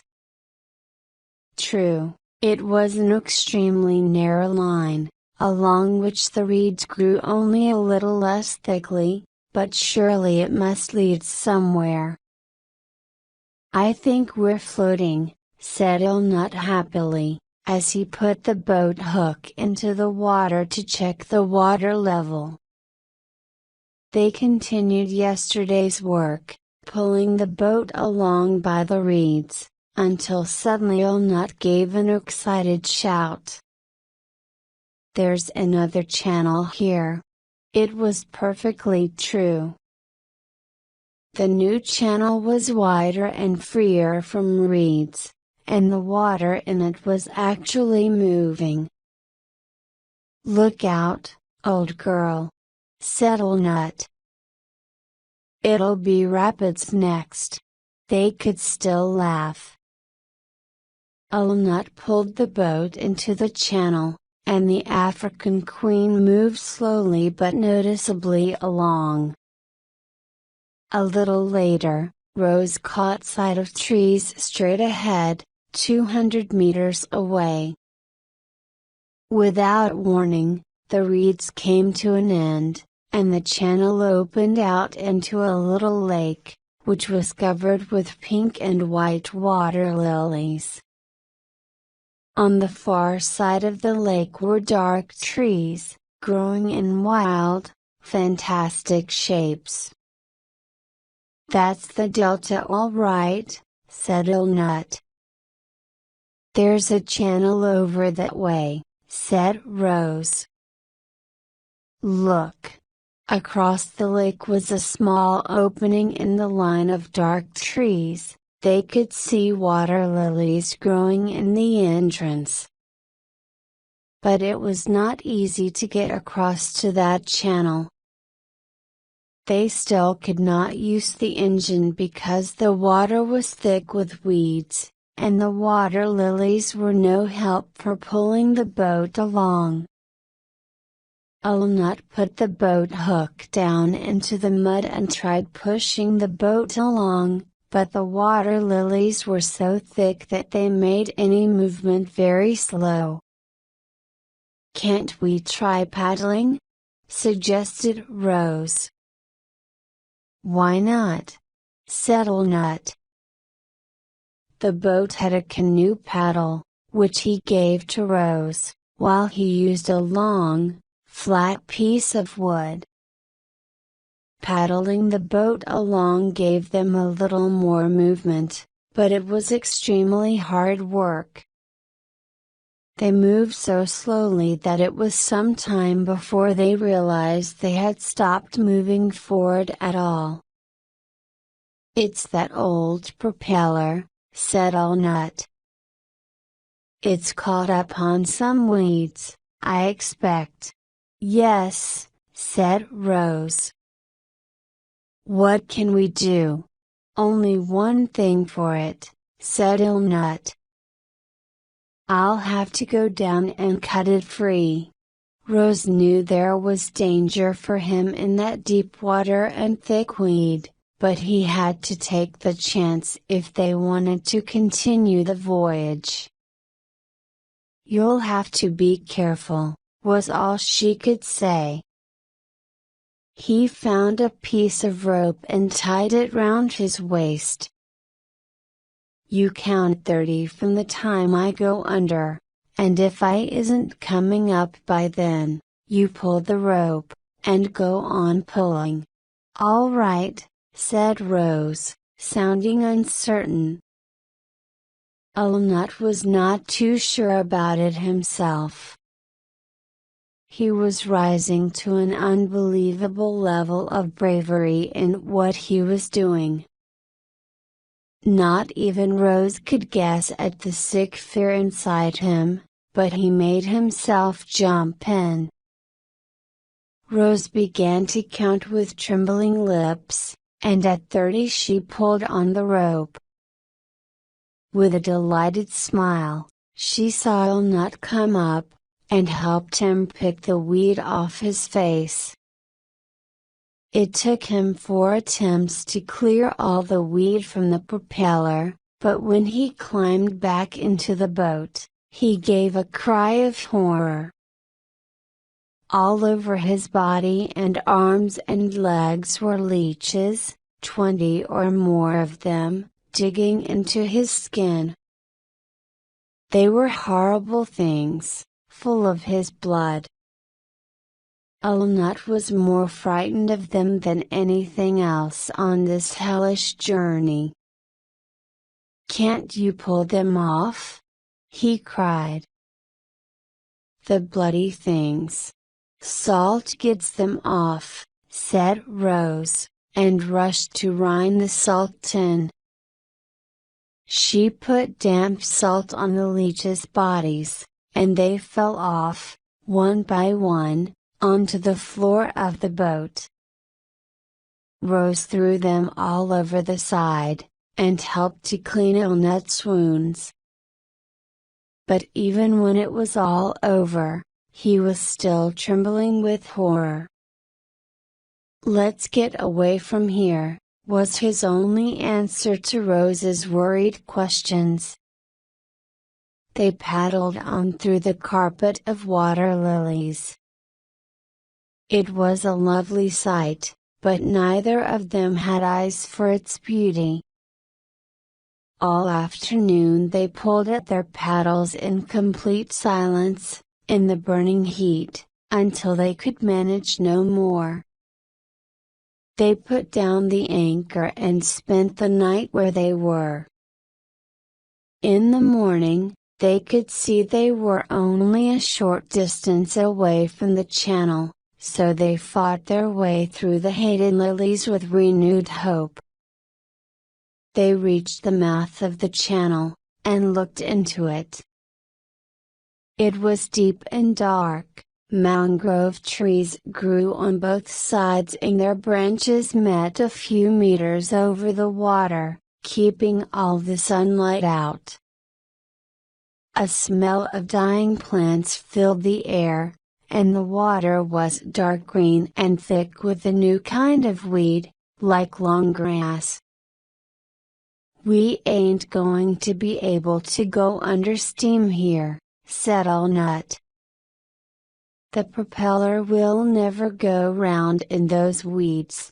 Rose looked at the dark, ugly mangroves. She knew it would be difficult to find another channel. It did not take her long to decide. "Come on, then," was all she said. They started paddling again, and the African Queen moved slowly into the mangrove swamp. As the trees closed round them, they could see nothing ahead of them except an endless mangrove forest. The black mud in which the trees grew was half water, and the air was heavy with dampness. Everything was wet, and it was so hot that it was hard to breathe. "Shall I try the boat hook now, Rosie?" suggested Illnut. "Can you make another hook?" "Then I can use one, too, that'll be easy," said Illnut. Rose was fortunate in having an assistant like him. And a few minutes later he passed her a metal hook he had made, tied to a long piece of wood.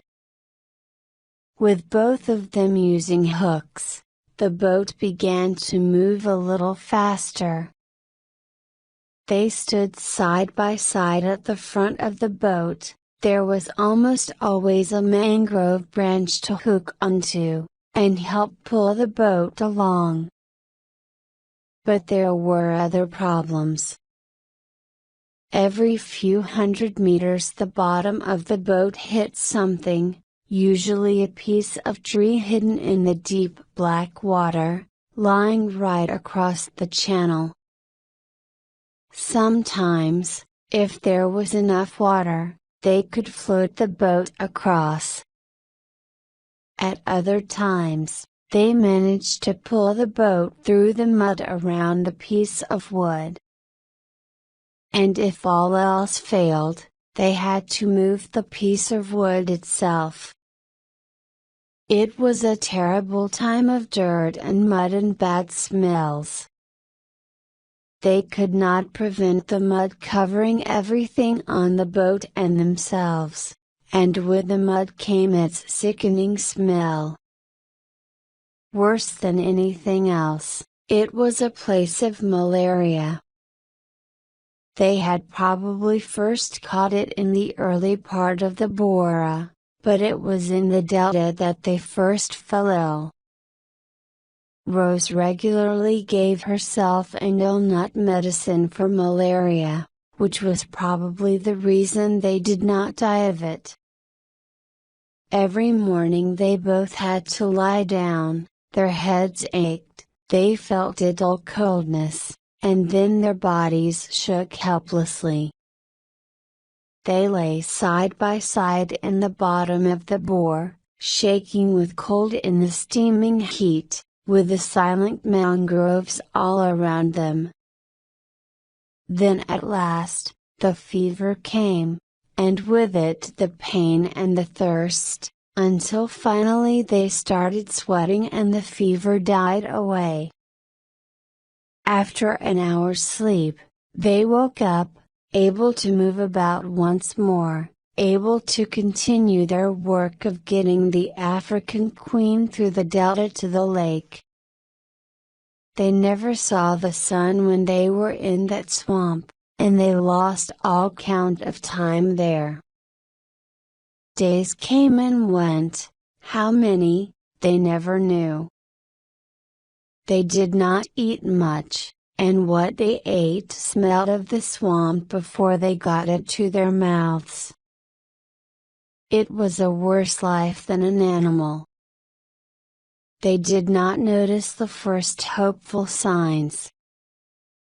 The channel they were in was like any other channel, and when it joined another one, it was only what had happened 100 times before. Then the branches over their heads became thinner, letting in more light, the channel was deeper and wider. When real sunlight reached them, Alnut could wait no longer. "Rosie," he said. "Do you think we've got through?" Rose hesitated before she spoke. "Yes," she said at last. "I think we have." They managed to smile at each other across the boat. They were awful to look at, although they had become used to each other. Their hair was covered in mud, their deeply brown skin had turned an unhealthy yellow, and their bodies were terribly thin. They still smiled at each other, all the same. Then the channel took another turn, and in front of them was a view in which there were almost no mangroves. "Reeds," whispered Alnut happily. Reeds.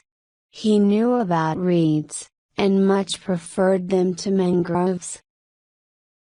Rose was looking out over the reeds as far as she could. "The lake's just the other side," she said.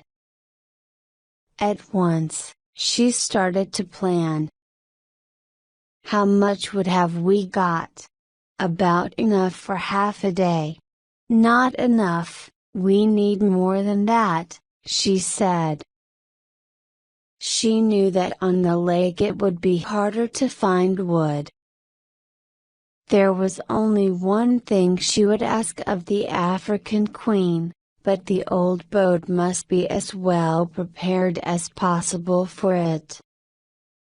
"Let's stop here and get some," she decided. Both of them, now that they had seen the blue sky and the wide water ahead, were filled with a passionate wish to get away from those hated mangroves immediately. But they knew they had to be sensible. As Alnut tied the boat to a mangrove and cut off some of its branches, he realized that their journey was very near its end, and that end would be the torpedoing of the Konajinlu eyes. He had never believed they would get this far, and now they were here, he would soon have to think about it. But for the moment he had not a thought in his head. And when he had finished cutting the wood into smaller pieces, they were able to leave the mangrove swamp at last, for the safe and pleasant channel through the reeds.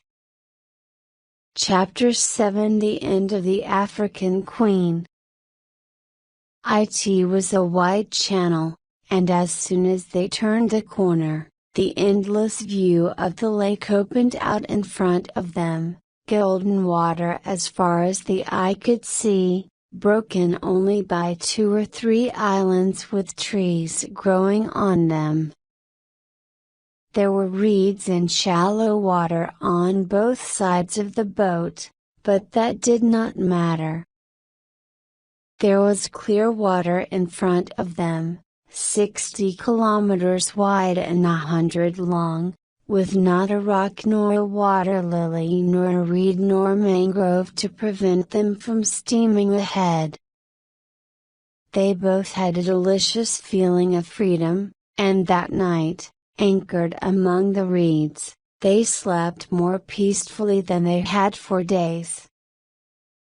And in the morning, they still did not discuss the torpedoing of the Louis. Rose liked to complete one step before thinking about the next. "Let's clean the boat," she said. "I simply can't make plans if there's dirt all around me." Indeed, in the bright sunlight the dirt in the African Queen was perfectly awful. Bit by bit they washed the whole boat, and then their clothes. In that hot sunshine things dried almost while you looked at them. Rose got herself clean, too, for the first time since they had entered the mangroves, and enjoyed once more the feeling of a fresh clean dress on a fresh clean body. That afternoon, while looking out over the lake, Rose saw something more than water and reeds and sky and islands. It was not a cloud, it was white, with black smoke coming from it. Rose's heart beat violently. "Charlie, come here," she called. "What's that?" One look was enough for Walnut. "That's the Louis." "Yes, that's them all right." "The bloody Germans!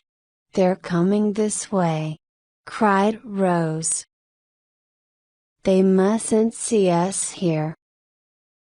"Can we get far enough into the reeds to prevent them seeing us?" She made herself stay calm. The Louis would not be able to see them yet, as the African Queen was too far away and much smaller than the German gunboat. She watched it carefully.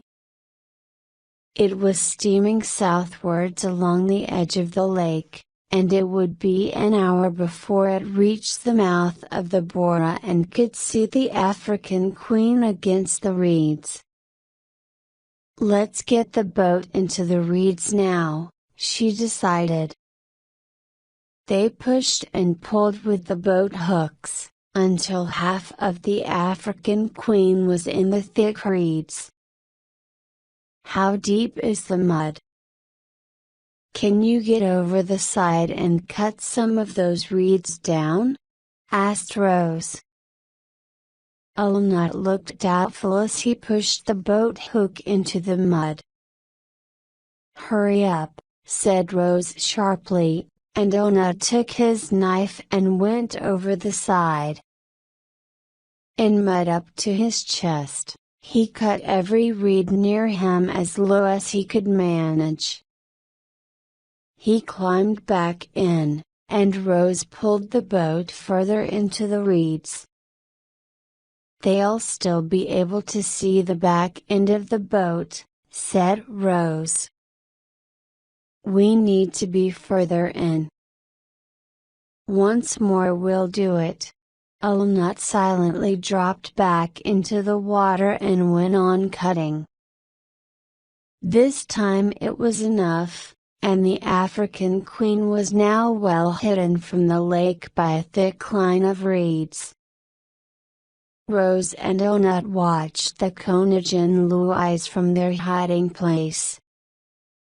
It looked beautiful in its white paint against the deep blue of the water. They could see the German flag flying in the light wind, and the heavy gun which gave the Germans complete control of Lake Wittelsbach. There was clearly no danger of discovery. The ship was making a tour around the lake, checking that all was well. "Look, they're going a different way now," said Rose suddenly. The gunboat was now moving towards the islands, which they could see straight opposite them. "They aren't looking for us, then," said Ilnut. "I think they're stopping there for the night." Darkness was beginning to fall, and they could only just see the ship coming to a stop close to one of the islands. "Why weren't we ready for them today?" said Rose angrily. She blamed herself for missing the opportunity of attacking the German ship. Ilnut lit a cigarette, and then said something surprisingly helpful. "Don't worry, Rosie. I've been thinking. They'll come here again, I'm sure. You know what Germans are like, they always do things regularly, at certain times. They'll be back here in a week's time, just you wait and see." Rose felt happier at once. If the Königin Louise came back to these islands another time, then, her plan was made. "Charlie," she said, and her voice was gentle. "Yes, old girl? You must start preparing the torpedoes. Tomorrow morning, as soon as it's light." "How long will it take?" "I can put the explosives into containers quite quickly. Then I've got to find a way of detonating them, that's more difficult. Then we'll have to cut holes in the side of the boat, to put the torpedoes in. It'll take 2 or 3 days." "All right." Rose's voice sounded unnatural. "Rosie, old girl," said Ilnut. "Rosie. Yes, dear? I know what you're thinking about doing. You needn't try to hide it from me." He took her hand in the darkness. "You want to take the African Queen out at night next time the Louise is here, don't you, old girl?" "Yes. I think it's the best chance. We ought to be able to manage it." Ilnut was silent for a second or two, preparing what he wanted to say next. "You needn't come, old girl. There aren't no need for us both to do it. I can manage it myself." "Of course not," said Rose. "That wouldn't be right. I was planning to take the boat on my own." "I know," said Ilnut, surprisingly. But dash it was a strange argument. By now, Ilnut was perfectly ready to throw away the life that had once seemed so valuable to him. Rose's plan had become like a living thing to him, or perhaps a much-loved piece of machinery. There would be something wrong about leaving it incomplete. He tried to argue that for him there would be almost no danger, he would jump off the boat at the last minute. It all ended in their agreeing that both of them would go. Their best chance of success lay in having one person to steer and one person to take care of the engine. They also agreed that, when they were 50 meters from the gunboat, one of them would jump into the water with the life belt. They only had one. Ulnut thought they had decided it was Rose who would do the jumping, and Rose thought it would be Ulnut. Rose was so sure of the rightness of her plan that nothing else mattered, not even keeping Charlie safe. Victory over the Germans was far more important than their own lives. She stood up in the darkness, and looked over the lake.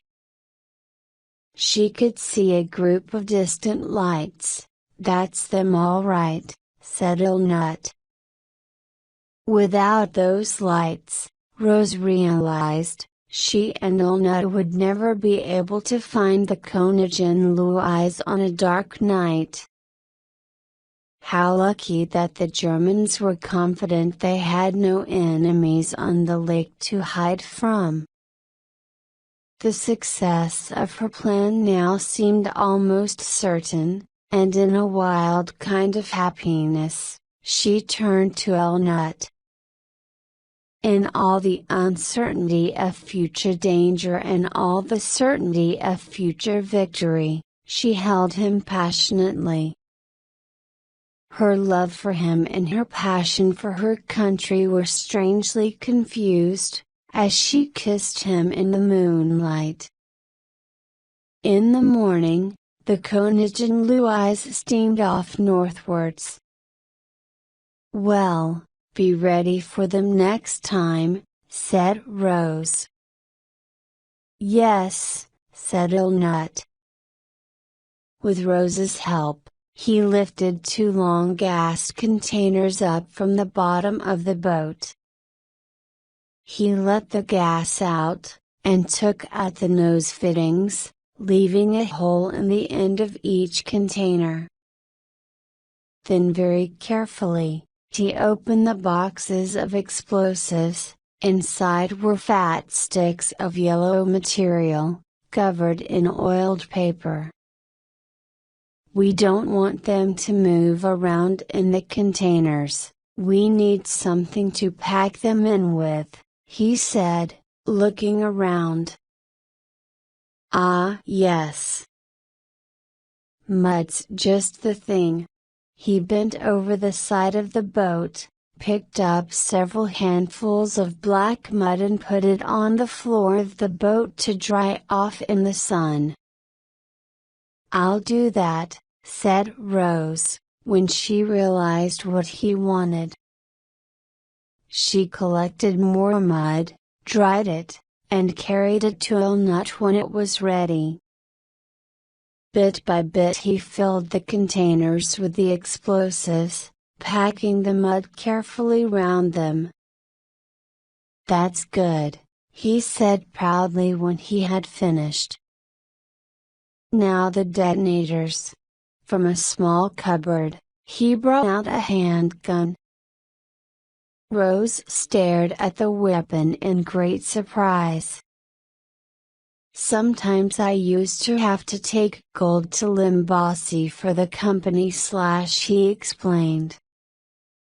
"But I never had to shoot anybody." "I'm glad to hear it," said Rose. To shoot a thief in time of peace seemed a much more unpleasant thing than to destroy a whole ship in time of war. He broke open the gun and took out the bullets, and Rose watched the idea taking shape under his hands. It was a slow business, because meals and sleep and malaria took up a lot of time. But in 2 days Ulnut had used the bullets to make detonators, which he would put into the containers when they were ready to start. There were 3 bullets for each container, so there was a good chance that one would explode. Just one container would destroy the Konijinlu eyes.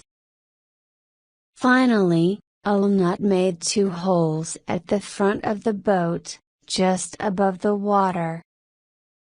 Then they pushed the containers into the holes until their noses were half a meter in front of the boat. "Well, old girl," he said. "We've done it all now. We're all ready. We'll just have to wait for them to come back." Everything they had done, coming down the rapids, escaping the Germans at Schona, mending the propeller, paddling through the weeds and the delta, all this was for just one thing, which they would soon attempt. It was a frightening thought. There was nothing to do now, and they both had a strangely empty feeling as they looked ahead to their last few days of life. To pass the time, they worked on repairing the boiler and the engine, to make sure the boat could reach its top speed. Alnut got into the mud under the boat, and checked the propeller. Every few minutes one or other of them looked out over the reeds for the Konijinlu eyes. They were not sure how many days had passed since the Germans' last visit, and in their blackest moments, they began to doubt if they would ever make their plan work.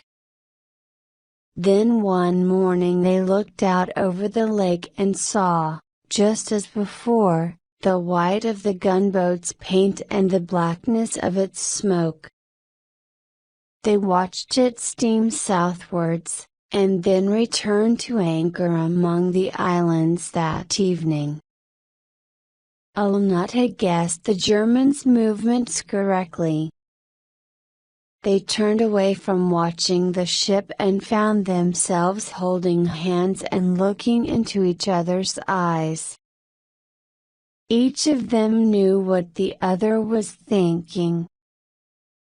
"Rosie, old girl," said Alnut, "we're going out together, aren't we?" "Yes, dear," said Rose. "I'd like it that way." They would stand the same chance, side by side, when the African Queen drove its torpedoes into the Konijinlu eyes. They could even smile at the thought of dying together. It was almost dark now, and there was no moonlight. "We can get ready now," said Rose. "Goodbye, dear." "Goodbye, dearest," said Alnut. They pushed the boat out of its hiding place in the reeds.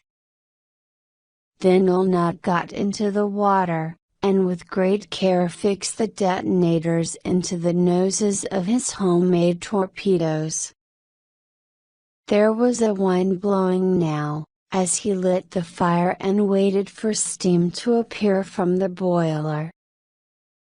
He started the engine, and the propeller began to turn.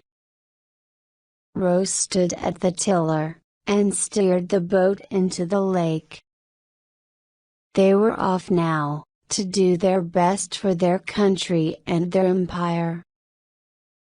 Because it was so dark, they could not see the thick clouds building up in the sky, and because they had no experience of lake conditions, they did not know how dangerous a wind from the north could be.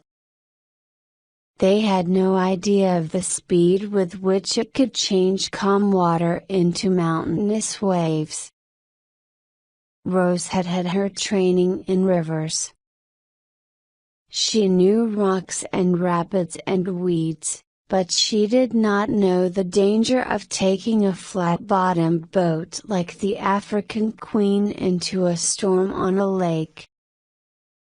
She had no fear at all, even when the boat was thrown this way and that way in the wild water, and waves began to crash over the side of the boat. Suddenly lightning cut through the darkness and shows them the wild water all around them. Thunder followed, then came the rain, and with it, an even stronger wind. Wave after wave came crashing into the boat. Blinded by the rain and the waves, Rose fought with the tiller but was nearly knocked off her feet. Alnut rushed back to help her, and put her arm through the lifebelt. Then, as the boat moved suddenly, he was taken from her. She tried to call to him, but there was no reply. She felt cold water round her waist. A wave hit her in the face, she could not breathe. The African Queen went down, and the brave attempt to torpedo the Koningin Louise for England failed. As the old boat disappeared under the waves, the storm died away and soon the waters of the lake were once smoother and calmer. Chapter 8 Back to a Wider World. The president of the court, who was the captain of the Koningin Louise, looked at the prisoner with interest. He decided there was nothing special about the man's face, it was one that could pass quite unnoticed on a Berlin street any day of the week. He looked tired and miserable, and was clearly a sick man. The first officer was asked to speak. He explained that the man had been found on one of the islands, and when arrested, could give no reason for being there. He was probably British, possibly a spy, and in the first officer's view they should put him to death immediately. Then the president turned to the second officer, who was supposed to speak for the prisoner. But this officer did not have much to say. So, the president of the court turned hopefully to the prisoner himself. He wanted to find out more about him. "What's your nationality?" he asked in German. Alnut looked at him stupidly. "Belgian?" asked the president. "English?" "English," said Alnut. "British. What were you doing on the island?" asked the president, trying to remember his English. "Nothing," said Alnut. He was too tired and confused to understand exactly what was happening. Nothing mattered much anymore, now that he had lost Rosie and the old African Queen. He was ill, and he almost wished he was dead. It was difficult for the president. The punishment for spying was death. He did not want to have this man killed, but what else could he do? Suddenly there was a noise outside the door, and a native sailor entered, pulling along with him a new prisoner. At the sight of her the president rose politely to his feet, because the prisoner was a woman, and clearly a white one. She was very thin, her hair was wildly untidy, and her clothes were dirty and full of holes. The sailor explained they had discovered the woman on another island, and, with her, something else. He showed the court a lifebelt, which had the name African Queen on it. African Queen," repeated the president to himself, trying to remember where he had heard the name before. Quickly he looked through the papers on his desk, and found the message von Hanneken had sent him about the missing steamboat on the Olanga. He looked again at the woman, and saw how exhausted she looked. "A chair," said the captain, and the second officer jumped up to offer the one he was sitting in. The captain had already guessed that these people must be the mechanic and the missionary's sister. They had probably left their boat on the Olanga, come down in a canoe, and tried to cross the lake to the Belgian Congo. He began to question Rose, and was delighted to find she could speak a little German. It came as a great surprise to him when he learnt that Rose and Onut had brought the African Queen down the rapids of the Olanga and through the Bora Delta. He had heard from Spengler's own lips what the rapids and delta were like. "But madam, it was very dangerous," said the captain. Rose did not reply. Nothing mattered now. Although she had been glad to see Charlie safe, even her love for him seemed to be dead, now that the African Queen was lost and the Koningin Louise still controlled the lake. The captain knew there could be no question now of putting anyone to death for spying. He could not possibly have a woman put to death, especially one who had brought a steamboat all the way from the Olanga to the lake. He stared at her in admiration. "But why?" he asked, "didn't your friend here tell us that?" Rose looked round at Onut, who had now fallen to his knees, exhausted and feverish with malaria. This touched the motherliness in Rose. She went to him at once and knelt in front of him, her face full of love. "He is ill and tired," she said, looking round accusingly. "He ought to be in bed." The captain said to his officers, "The court is over. Leave us," and they jumped up to obey his order. He thought for a moment. He should, of course, simply send these two to a German prison for the rest of the war. But they were ill, and perhaps they would die there. It was not right that two people who had achieved so much should die in enemy hands. Von Hanneken would be angry when he heard about it, but, after all, the captain of the Koningin Louise could do what he liked on his own ship. And in no time at all he had decided exactly what he was going to do with his prisoners.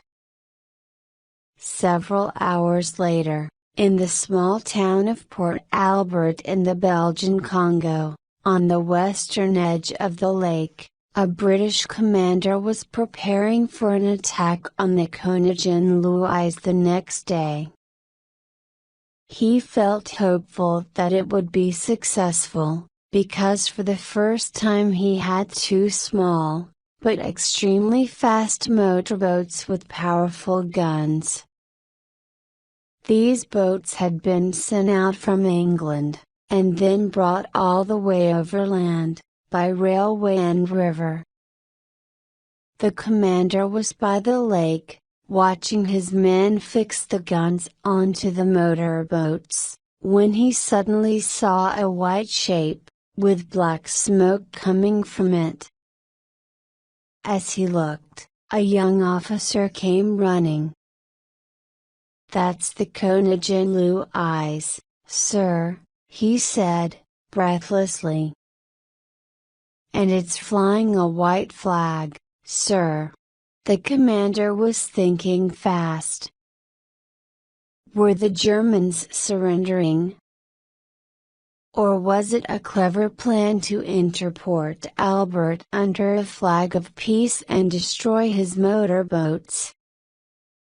But it soon became clear that the Germans wanted a meeting. "I'll go," said the commander to the young officer. "If anything goes wrong, just shoot. Don't worry about me." The officer watched as a small boat took the commander out to the Konigin Louis. A short time later, the boat returned, and the Konigin Louis steamed away into the distance. He ran down to meet the commander, and was greatly surprised to see a woman and a man lying in the bottom of the boat. Both of them looked feverish and exhausted. They were carried to the commander's office, where he questioned them. He was annoyed. He had quite enough to do, organizing an important attack on the Germans, without having to take care of a couple of sick people who had lost their boat. And Rose and Elnut had no useful information about the Germans that he did not already know. "How did you get down to the lake, anyway?" he asked. "We came down the Olanga River," said Rose. "Really? I didn't know it was possible to do that." "It isn't," said Elnut. "Blimey, it isn't."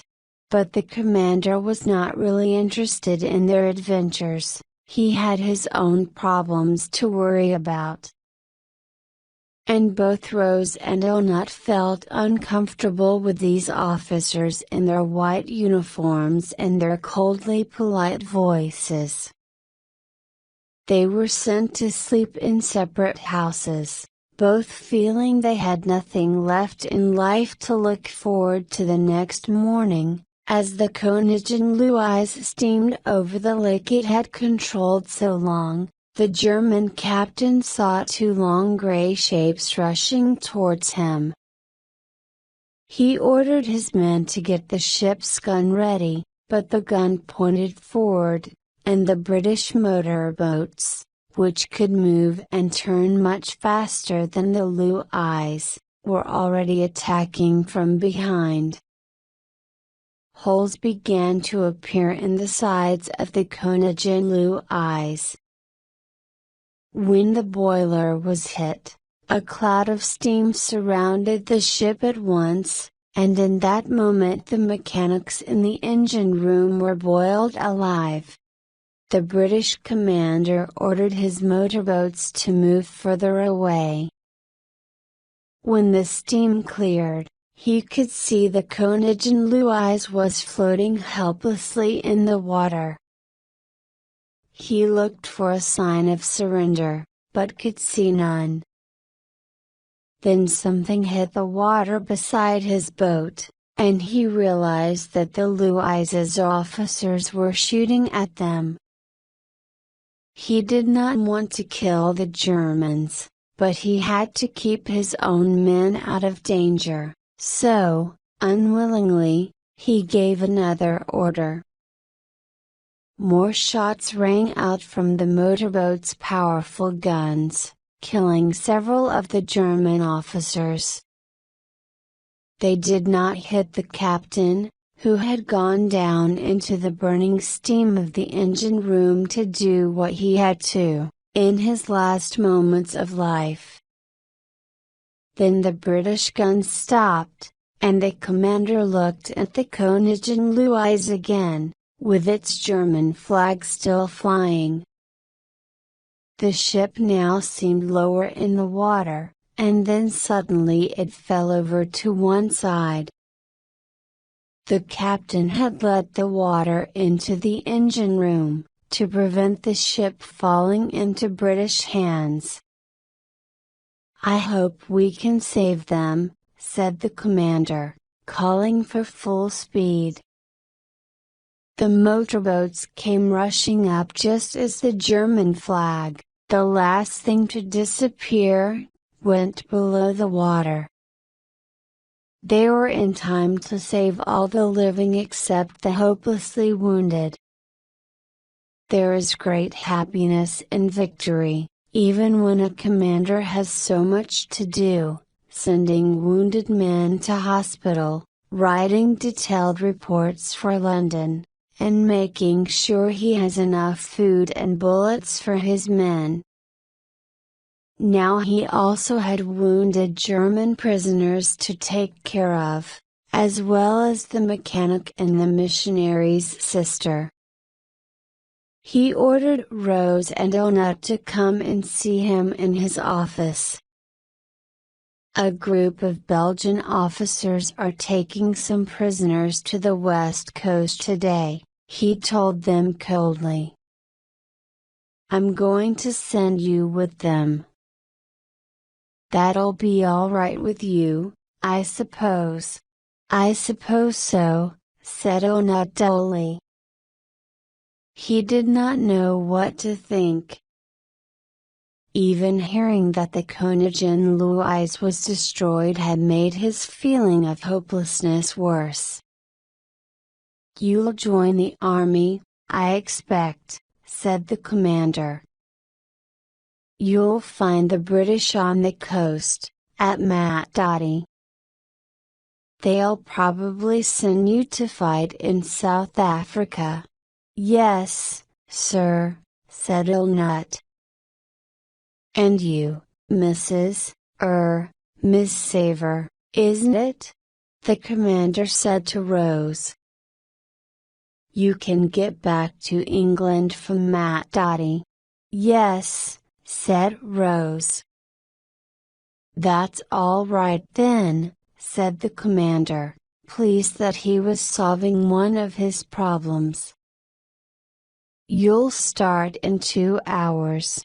It was hard to expect an officer planning battles in a country half the size of Europe to take any more trouble over 2 unimportant people." It was that Miss which really decided Rose's future. When they left his office, she felt angry, and ashamed of being unmarried. He had mentioned the possibility of the return to England, to Rose that meant poor streets and corsets that hurt and aunts who asked too many questions. And it was terribly painful to think of losing Onut. Even if her feelings toward him had changed, she could not imagine a future without him. "Charlie," she said, "we've got to get married." "Blimey!" said Onut. He had not thought of that. "We must do it as quickly as we can," said Rose. "As soon as we get to the coast, to Matadi." Onut was not yet used to the idea of joining the army, and now this. He thought about Rose and her fearlessness. He thought about money. He would receive a soldier's pay, of course. He thought about the girl he had married and left 12 years ago. She was probably with some other man by now. Oh well, South Africa and England were a long way away from each other, and she wouldn't trouble him much. "All right, Rosie," he said. "Let's do it." So, they left the lake and began the long journey to Matadi and marriage. Who can tell if they lived happily ever after or not?